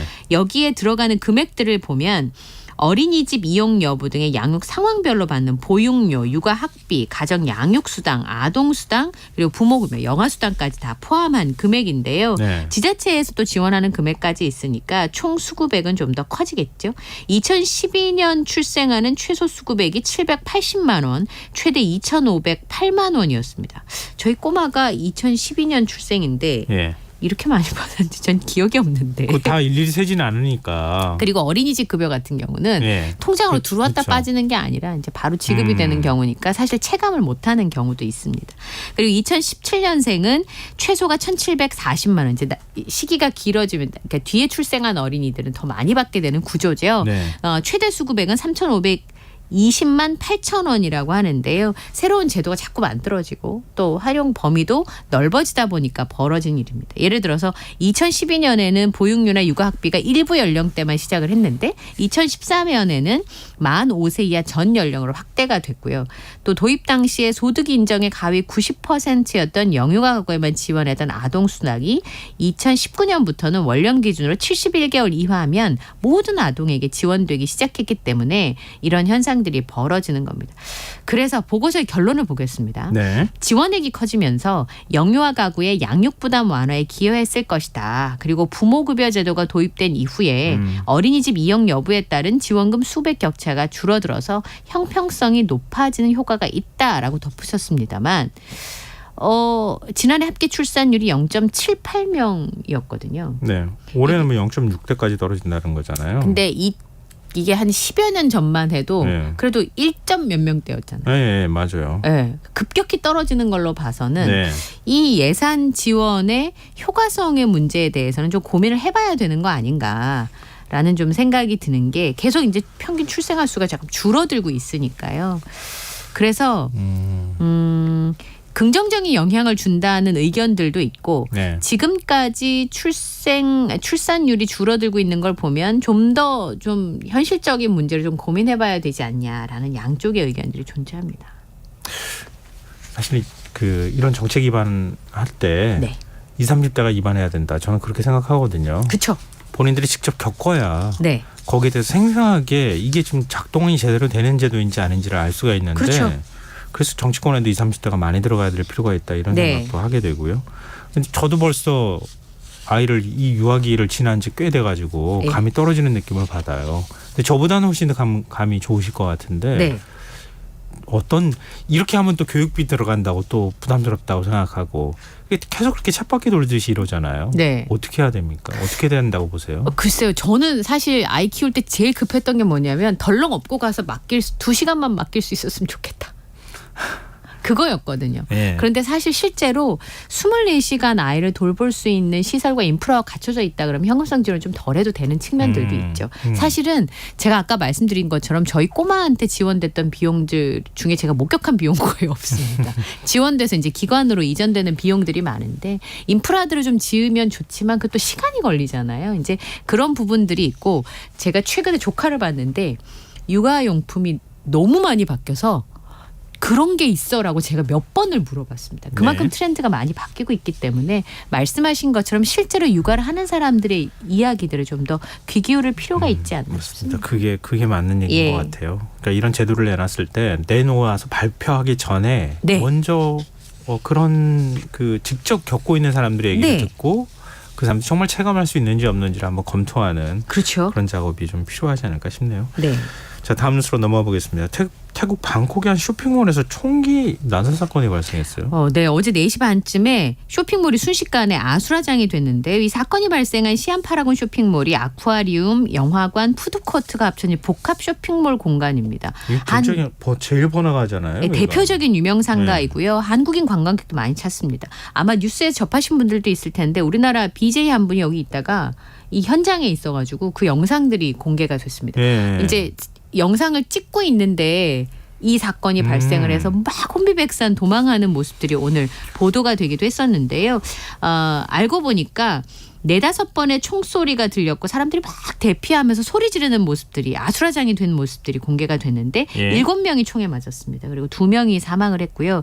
부상자들도 위독한 상태인 것으로 전해졌는데 문제는 여기가 평일에도 현지 주민뿐만 아니라 관광객이 많이 찾는 곳이어서 네. 굉장히 큰 인명피해로 이어질 뻔했고 현장에서 총격범이 잡혔습니다. 근데 문제가 14살에 불과한 청소년이었다는 겁니다. 네. 경찰이 범인이 정신질환을 앓고 있었고 최근에 약을 먹지 않았고 환청에 시달렸다고 전했습니다. 구체적인 진술을 제대로 못하고 있는데 우선은 진술이 가능할 때까지 기다려야 되는 상황인데요. 현장에 세타 타위신 태국 총리가 찾았습니다. 그래서 안전대책을 마련하라고 지시를 했는데 실제로 알고 보니까 이 사건 용의자가 공포탄만 쏠 수 있도록 설계된 총기를 네. 개조해서 실탄으로 장착할 수 있게 만들었다. 자기가 개조를 했어요? 네. 14살짜리가? 네. 이건 태국에서 이렇게 총기를 개조를 했다 하더라도 기본적인 총기 골격을 가지고 있는 걸 구입하는 건 그렇게 어렵지 않은 모양이네요. 그러니까 총기 소지가 불법이 아닙니다. 구입하는 게 어렵지 않고요. 작년 10월에 전직 경찰이 어린이집에 총기 난사에 36명 숨졌다고 제가 전해드린 적이 있었고 예. 2020년에도 전직 군인이 역시 쇼핑몰에서 총격을 가해서 29명이 숨졌습니다. 말씀드렸던 것처럼 공포탄 전용 총기를 개조해서 범행을 저지른 것으로 알려지고 있는데요. 현지에서는 살인과 살인미수, 불법 총기 소지 등의 혐의로 입건해서 조사를 하고 있는데 만약에 총기를 불법으로 개조해 실탄을 발사하는 그런 과정을 거쳤다면 범행 계획적인 거 아니겠습니까? 예, 소년법원으로 지금 송치할 예정이라고 합니다. 네, 지금 여러분께서는 KBS 라디오 김성환의 시사회와 함께하고 계십니다. 밤참 뉴스 계속 이어가겠습니다. 전남 지역의 한 우체국장이 금고에서 1억 원이 넘는 돈을 빼돌렸어요? 네, 40대 A씨인데요. 횡령 혐의로 지금 조사를 받고 있습니다. 우체국 금고에 보관된 현금을 몰래 꺼내서 개인 용도로 썼다는 혐의를 받고 있는데요. 네. 직원들이 같이 관리하는 금고였다고 합니다. 여기에서 1억 2천만 원을 꺼내서 본인의 빚을 갚는 데 사용했다고 합니다. 네. 8월에 자체 감사를 통해서 비위가 발견이 됐고 경찰에 수사를 의뢰했고요. 9월 27일에 징계위원회가 열려서 파면 처분을 내린 것으로 파악이 되고 있습니다. 적발되고 나서 일부는 변제를 했다고 하는데요. 금고를 함께 관리하고 있는 직원 2명도 범행 사실을 알고 있었던 것으로 보고 수사를 확대하고 있습니다. 네. 자, 황정 아시안 게임 얘기 좀 해보죠. 예. 남자 축구 대표팀 4강전 어떻게 되는 거예요? 네. 이겼습니다.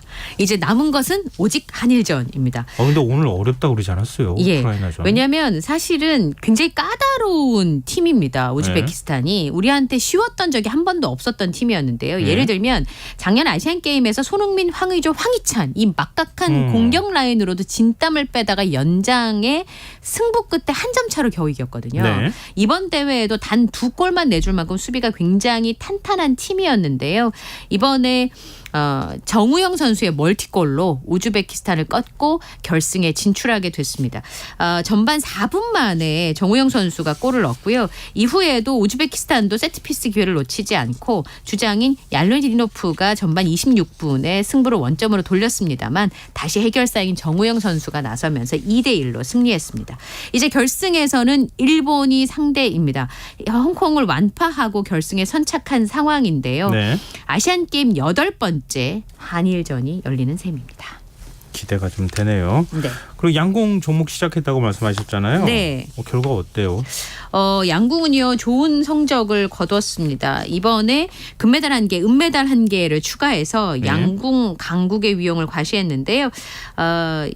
임시현 선수 올해 20살인데 임시현 선수와 이우석 선수가 리커브 혼성전에서 금메달을 땄고요. 네. 소채원 선수와 주재훈 선수가 컴파운드 혼성전에서 값진 은메달을 수확을 했습니다. 임시현 선수와 이우석 선수는 참 얘기거리가 많은 게 이번에 6대 0으로 꺾고 이제 결승에서 금메달을 수확한 상황인데요. 네. 이 이우석 선수의 경우에는 아시안 게임하고 연이 없을 뻔했습니다. 2018년에 남자 단체전 개인전에서 모두 다 은메달을 땄고요. 이번에 이제 지난번에 도쿄올림픽이 열릴 예정이었었잖아요. 2020년에. 네. 국가대표에 선정이 됐었는데요. 최종 평가전을 앞두고 대회가 연기가 됐잖아요. 코로나 때문에. 네. 그때는 7위를 해서 도쿄올림픽에 참가를 못했습니다. 이번에 항저우 대회도 1년 연기가 되지 않았습니까? 그래서 이번에도 못 나올 뻔했는데요. 평가전에 2위를 마무리해서 항저우행 비행기에 올랐고요. 임시현 선수는 1년 연기가 되면서 고등학교 때 신궁으로 이름을 알리던 진짜 신예 이번 막내 에이스인데 네. 아시안게임에는 평가전에서 고배를 마셨는데 연기가 되면서 다시 국가대표로 선발이 돼서 이번 게임을 치르게 되면서 금메달을 따냈고요. 그리고 어제 전해드렸던 것처럼 컴파운드 리커브 여자 개인전에서 임시현 선수와 안산 선수가 또 금메달을 맞아요. 다투게 됐습니다. 컴파운드 여자 개인전에도 소채원 선수가 결승전에 진출해서 금메달을 노리고 있습니다. 원래 늘 하는 얘기지만 양궁은 국가대표 선발전이 예. 올림픽 그쵸. 금메달 따는 것보다 더 예. 어렵다 그러잖아요. 네, 맞습니다. 예, 새로운 스타도 좀 생겨났으면 좋겠다는 생각도 좀 들고요. 맞습니다. 오늘 한 저녁 무렵 가까이 됐을까요? 갑자기 하늘이 그냥 시커매지더니 네. 비가 막 쏟아져 내리는데 깜짝 놀랐어요. 비 예. 예보는 있었지만 이렇게까지 비 내릴 줄 몰랐거든요. 예. 날씨가 기온이 뚝 떨어진다면서요? 예. 지금 내일 서리가 내릴 수도 있고요. 날씨가 추워질 얼음이 오는 곳도 있겠습니다. 그래서 사실 휴가가 길었기 때문에 연휴 끝나고 날씨가 추워지니까 더 놀라시는 분들이 굉장히 많은데 예. 낮과 밤의 기온차가 굉장히 높습니다.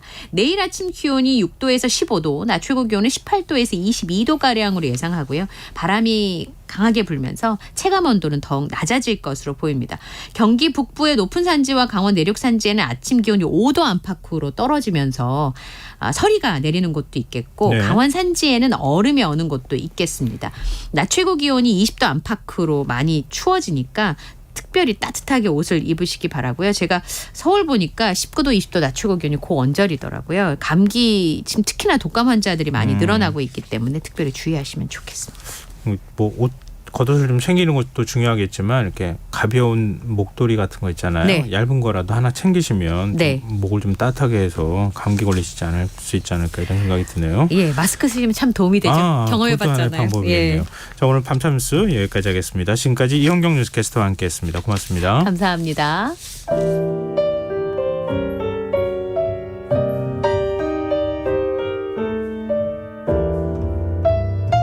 내일의 품격. 김성환의 시사야에서 챙겨가세요. 하루를 마무리하는 시간 꺼내보는 당신의 지식 창고. KBS 일라디오 김성환의 시사야.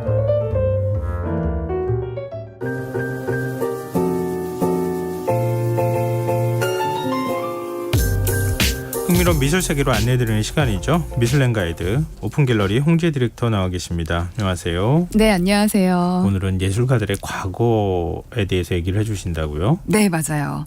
그 진행자님 혹시 엔잡러라는 단어 혹시 들어보셨어요? 많은 분들 아시죠. 네. 여러 개 뭐 직업이라기보다는 일을 네. 여러 가지를 하는 분들. 맞아요. 네. 그 몇 년 전부터 유행하던 신조어인데, 네. 그러니까 n이라는 게 수학에서 2개 이상의 복수를 의미를 하잖아요. 네. 그러니까 n개, 여러 개의 직업을 뜻하는 잡에다가 사람을 뜻하는 er, 러를 합쳐서 직업이 여러 개 있는 사람 이렇게 뜻하는데요. 월급 소득으로는 부족함을 느끼고 퇴근 후 시간에 그 해외 쇼핑몰을 운영한다던가 아니면 직장인 생활하면서도 요즘에는 꿈을 위해서 유튜버나 아니면은 책을 쓰시는 그런 작가 활동을 하는 분들도 계시더라고요. 부캐 뭐 이런 말도 쓰잖아요. 네, 맞아요. 딱히 네. 돈벌이가 당장 되지 않더라도 뭔가를 이렇게 하시는 분들도 있고, 혹은 코로나 심할 때 그 사회적 거리두기로 테이블당 인원이나 시간 제한하면서 자영업자분들도 좀 많이 힘드셨잖아요. 네. 그때 영업 외 시간에는 또 배달 라이더 같은 그런 부업을 하시는 분들까지 이 엔잡러라는 거의 개념이 이제 여러 가지인데요. 제가 어제 유명 작가의 작업실을 방문을 했어요. 네. 근데 그 작가님도 대학 졸업 후에 작가 활동만으로는 돈을 벌 수 없다 보니까 양말 만드는 일을 했었다고 하더라고요. 그래서 지금은 사람들이 작품을 사려고 줄을 그렇게 서 있는데 네. 옛날 이야기를 들으니까 너무 재밌는 거예요. 그래서 생각해 보니까 예술가들은 집안의 지원이 충분해서 뭐 애초에 돈 벌 필요가 없었던 사람들을 제외하고는 네. 처음부터 작품만 팔아서 돈을 벌 수가 없거든요. 그러니까 모두가 예술가 이외의 직업들을 다 갖고 있었더라고요. 다시 말하면 예술가들 이야기를 들어보면 이게 바로 엔잡러의 시초가 아닌가 하는 생각이 좀 들었어요. 근데 예술가의 길은 굉장히 배고프고 네. 힘든 길이라고 얘기하잖아요. 네네. 아니 작품을 팔아야지 뭘 생계를 이어갈 수 있는데 네. 작품이 안 팔리면 어떡하겠어요. 맞아요. 다른 거로라도 지금 생계를 이어가야 네. 되는 상황인 거잖아요. 맞아요. 그렇다고 해서 작품을 포기할 수는 없기 때문에 필연적으로 그쵸. 작품 활동을 하는 예술가라는 직업과 다른 직업을 하나를 N개를 이렇게 갖게 되는 경우들이 있었던 것 같아요. 우리 예술가에 대해서는 로망을 가지고 있어서 그렇지 실제 삶은 굉장히 힘들 것 같긴 해요. 맞아요. 그래서 보통은 예술가들이요, 대부분 학원이나 학교에서 미술을 가르치는 일들을 많이 병행을 하는데요. 네. 그 전공을 살려서. 맞아요. 근데 전업 예술가가 되기 전에 흥미로운 직업을 갖고 있던 작가들에 대한 소개를 오늘 좀 해드리려고 합니다.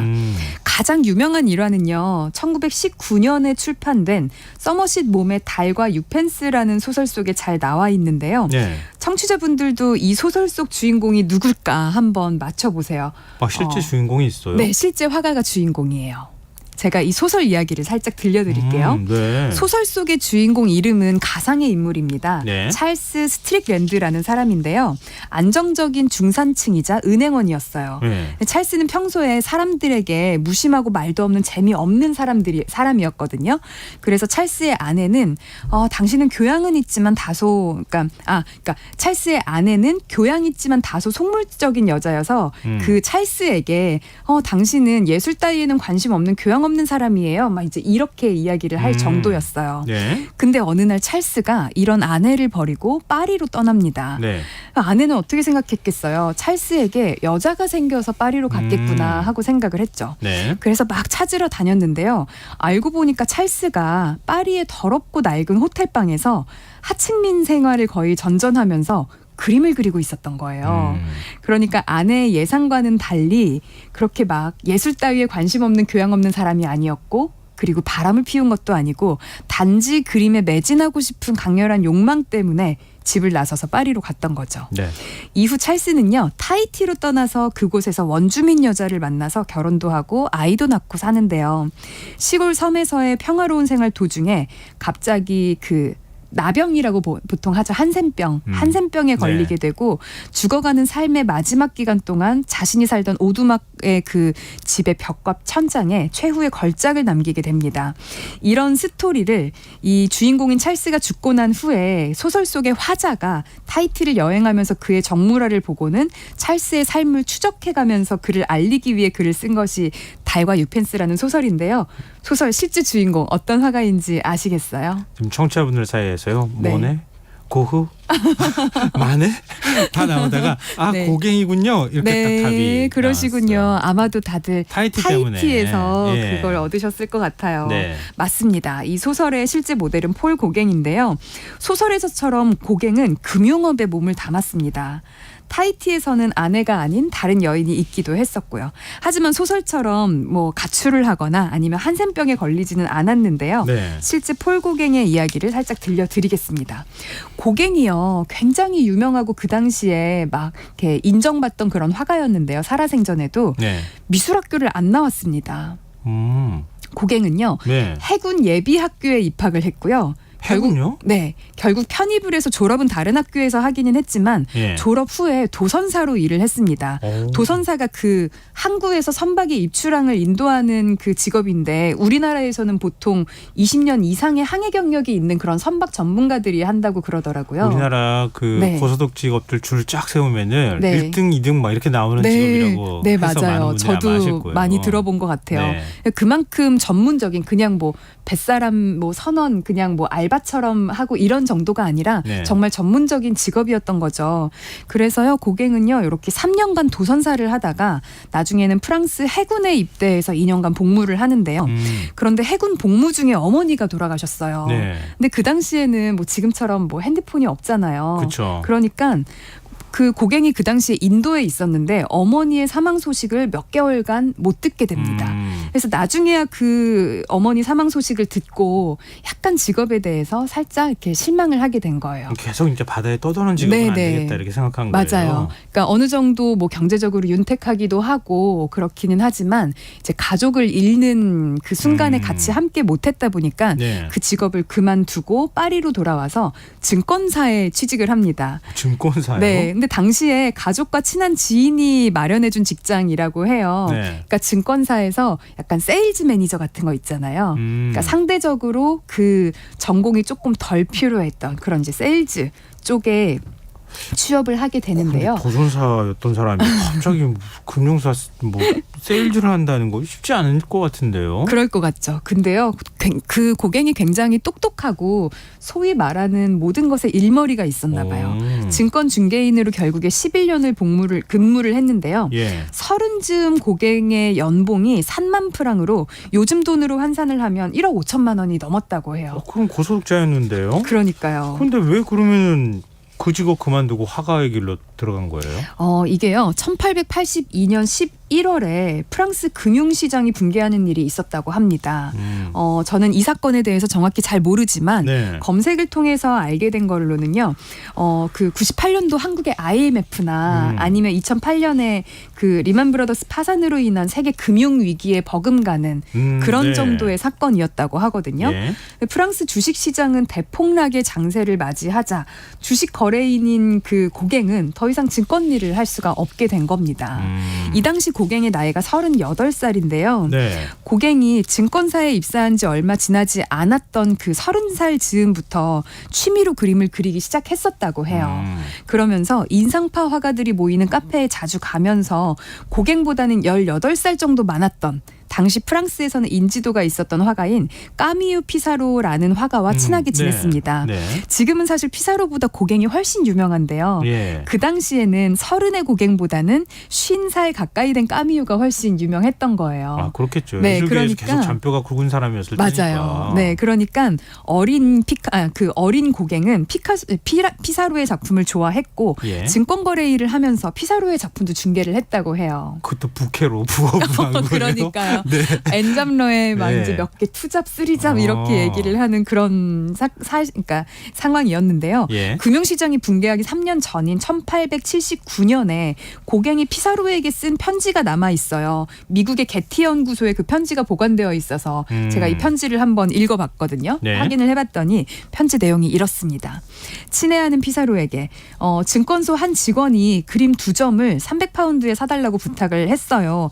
나는 당연히 피사로 당신의 작품을 추천할 테니까 다음에 돌아올 때 작품을 몇 점 가져다 주세요. 그리고 기분 나쁘게 들리진 않았으면 좋겠는데 그 사람 아직 예술에 대해서 전혀 모르는 젊은이니까 최대한 예쁜 주제의 그림을 가져다 주세요. 이렇게 쓴 편지가 있더라고요. 보통 이러면 예술가들한테 혼나는데 내가 지금 예쁜 그림 가져다 주게 생겼어? 막 이렇게 하면서 야단치셨을 것 같은데요. 네. 그렇지만 또 한편으로는 예술가 쪽만 생각을 하는 게 아니라 판매하는 걸. 네, 판매에 되게 최적화돼서 그 고객이 무엇을 원하는지 간파해서 외람되지만 조금 예쁘게 그린 뭐 색깔 예쁜 그런 걸로 좀 갖다 주세요. 뭐 네, 그런 거잖아요. 아니 근데 이렇게 파는 거에도 좀 재주가 있는 것 같은데. 네. 왜 좀 그림을 직접 그려요? 그냥 팔지. 그러게 말이에요. 네. 근데요, 이 주식시장 붕괴는요, 미술시장도 위축시키거든요. 2008년 금융위기 때 미술시장도 함께 곤두박질 쳤던 것처럼 고갱은 주식 그 중개도 못했지만 미술 네. 중개도 사실은 하기가 어려운 상황이 된 거죠. 예. 그리고 또 미술을 취미로 시작하기는 했지만요. 10년 정도 진지하게 하다 보니까 취미 이상으로 더 빠져들던 그런 찰나였습니다. 그러다 보니까 증권소를 퇴사하고 나서 폴 고갱이 피사로에게 나 어떤 대가를 치르더라도 전업작가의 그 길을 걷기로 결심을 했으니 저 좀 도와주세요 하는 그런 편지를 쓰게 되고요. 예. 전업 화가가 된 고갱은 그때부터 차차 예술가로서 인정을 받게 되죠. 원래 다재다능하다는 표현이 맞는 거예요? 그 말씀이 맞을 것 같네요. 이거 해도 뭘 잘하고. 하든 잘할 저거 해도 사람이네요. 잘하고. 도선사도 잘하고 증권사도 잘하고. 너무 부러운 사람인데요. 고갱은. 뭐 손 대는 일마다 잘 되고 마지막으로 화가의 길도 잘 되고. 그러게 말입니다. 하여튼 굉장히 특이한 삶을 산 건 분명하네요. 네, 맞아요. 근데 이 예술가와 증권사 일이 되게 상극인 것처럼 좀 느껴지잖아요. 그렇지. 약간 좀 한쪽은 고귀한 것 같고 다른 그쵸. 한쪽은 이렇게 손에 돈 만지는 것 같고 맞아요. 그렇잖아요. 왠지 예술은 자본과는 조금 멀리 떨어져 예. 있는 가치처럼 느껴지니까요. 근데 한편으로는요. 비즈니스 매너와 그 마인드가 있는 예술가들이 예술가로서의 셀프 브랜딩이나 아니면 고객 니즈를 파악한 그런 아트 비즈니스에도 능한 것 같아요. 왜냐하면 증권맨으로 일을 한 게 비단 고갱뿐만이 아니거든요. 예. 이게 1800년대 얘기니까 뭐 그 시절에는 뭐 도선사도 하다가 증권도 하다가 뭐 그랬나 보지 네. 하실 수도 있는데요. 그래서 지금 활발히 활동하고 있는 현대미술가 이야기를 해드릴게요. 진행자님 혹시 제프 쿤스라는 작가 이름 들어본 적 있으세요? 해주신 적 있지 않아요? 제가 예전에 살짝 홍성계. 맞아요. 정확히 네. 아시네요. 네. 네. 제프 쿤스가 55년생의 미국 출신의 현대 미술가인데요. 네. 지금도 활발히 활동을 하죠. 말씀처럼 풍선으로 만든 강아지 모형 으로 유명하고요. 혹은 제가 언제 말씀드렸냐면 솔비 씨와 관련한 케이크 논란 그때 맞아요, 이제 맞아요. 그거의 기억나요. 원작자가 제프 쿤스거든요. 예. 쿤스도 역시 예술가가 되기 전에 월스트리트 금융가에서 상품 중개인으로 일하면서 아티스트로서의 그 삶을 준비했다고 합니다. 그래요. 네. 전혀 몰랐던 사실이네요. 그렇죠. 되게 또 월스트리트라 그러니까 또 확 예. 와닿지 않으세요? 네. 이런 경험들이요. 모든 예술가들한테 도움이 된다고 볼 수는 없지만 네. 쿤스의 경우에는 확실히 도움이 됐겠다 싶어요. 저는. 왜요? 제프 쿤스는 우선은 미대를 나오기는 했습니다. 네. 메릴랜드 미술대학에서 수학을 했고요. 졸업 직후에는요. 뉴욕 현대미술관 모마 있잖아요. 예. 거기서 뭐 큐레이터나 이런 게 아니라 멤버십 안내부에서 일을 했다고 해요. 뭐예요? 그곳에서도 뛰어난 영업사원으로 인정을 받았다고 하는데요. 회원 관리하는 사람인 네, 거예요? 회원 관리도 하고 이제 회원 멤버십이라고 보통 하죠. 네. 연회원 얼마를 내면은 뭐 특정 뭐 몇 번 뭐 티켓을 준다거나 바우처를 준다거나 하는 그런 식의 멤버십을 판매하는 영업사원 일을 했는데 네. 그때도 굉장히 인정을 받았대요. 그리고 쿤스의 이후 행보를 보면 미술관 멤버십을 끊는 사람들은 뭐 이러한 상황에서 이걸 끊는구나 막 이런 것까지 직접 겪어보려고 한 건가? 싶은 그런 생각이 들 정도인데요. 네. 일부러 입사한 것처럼요. 네. 월스트리트에서도 5년간 금융상품 세일즈를 하면서 내 작품도 이렇게 팔아야겠다 하면서 그 세일즈에 대한 감각을 좀 익힌 것 같아요. 쿤스는요. 제2의 워홀이라는 별명을 갖고 있는데요. 예. 왜 그러냐면 워홀처럼 작품의 스타를 굉장히 잘 활용을 했습니다. 초기에 특히나 이 스타를 활용을 했는데요. 네. 최초는 아니지만 초창기 작품 중에 마이클 잭슨과 버블이라는 작품이 있어요. 네. 그게 그를 유명세로 끌어올린 작품인데요. 뭐냐면 마이클 잭슨이 두터운 화장을 하고 원숭이를 끌어안고 있는 작품이거든요. 약간은 조금 조롱하는 듯한 싶기도 하고 이런데 그러네요. 이 작품으로 쿤스가 사람들에게 굉장히 쉽게 각인되었어요. 쿤스가 각인되었다기보다 마이클 잭슨이 유명했기 때문에 그 마이클 잭슨 그 원숭이 끌어안고 있는 그 작품 있잖아 이러면서 쿤스도 같이 유명해진 거죠. 그리고 또 미술 시장도 제대로 공략을 하는데요. 네. 유명한 미술관이나 저명한 컬렉터에게 가격을 할인해 주면서까지 작품을 판매를 했습니다. 네. 그리고 그로 인해서 엄청난 홍보 효과를 얻었었죠. 그러니까 이를테면 구겐하임이 소장한 작품입니다. 이런 수식어가 약간은 불투명한 미술 시장 속에서 굉장히 신뢰감을 더해주거든요. 그렇죠. 예. 그러니까 그걸 이용하기 위해서 굉장히 저렴하게 그런 저명한 컬렉터들한테 작품을 판매를 하기도 한 거죠. 예. 그 이외에도 또 영리했다고 생각한 전략들이 있는데요. 바로 스토리를 만드는 것이었습니다. 네. 쿤스는 유명인이나 셀럽을 작품에 활용을 하면서 그 워홀이라는 별명을 갖고 있었지만 확실히 워홀과 다른 점이 있어요. 윌 곰퍼츠가 쓴 발칙한 현대미술사라는 책에 의하면요. 워홀은요. 셀럽 문화를 향유하고 동참을 하지만 본인의 작품을 만들 때는 되도록 자신의 존재를 좀 지워버렸거든요. 네. 예를 들면 뭐 워홀의 마릴린 먼로나 이런 거에 네. 워홀이 드러나진 않잖아요. 그렇죠. 워홀의 뭐 작품의 특징이 있다라는 건 우리가 학습을 통해 알지만 근데 쿤스는요. 자기 자신을 유명인으로 만든다는 것이 다른 점이다라고 나와 있어요. 왜냐하면 되게 쿤스가 자극적인 스토리를 좋아해서요. 포르노 배우 출신의 이탈리아 국회의원 여성과 결혼을 하거든요. 치치올리나.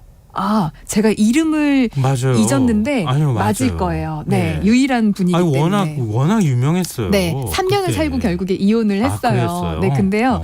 그분과 결혼을 한 뒤에 그냥 단지 뭐 결혼을 했다 이것에서 끝나는 게 아니라 두 사람이 뒤엉킨 모습을 사진이나 조각으로 만들기도 했습니다.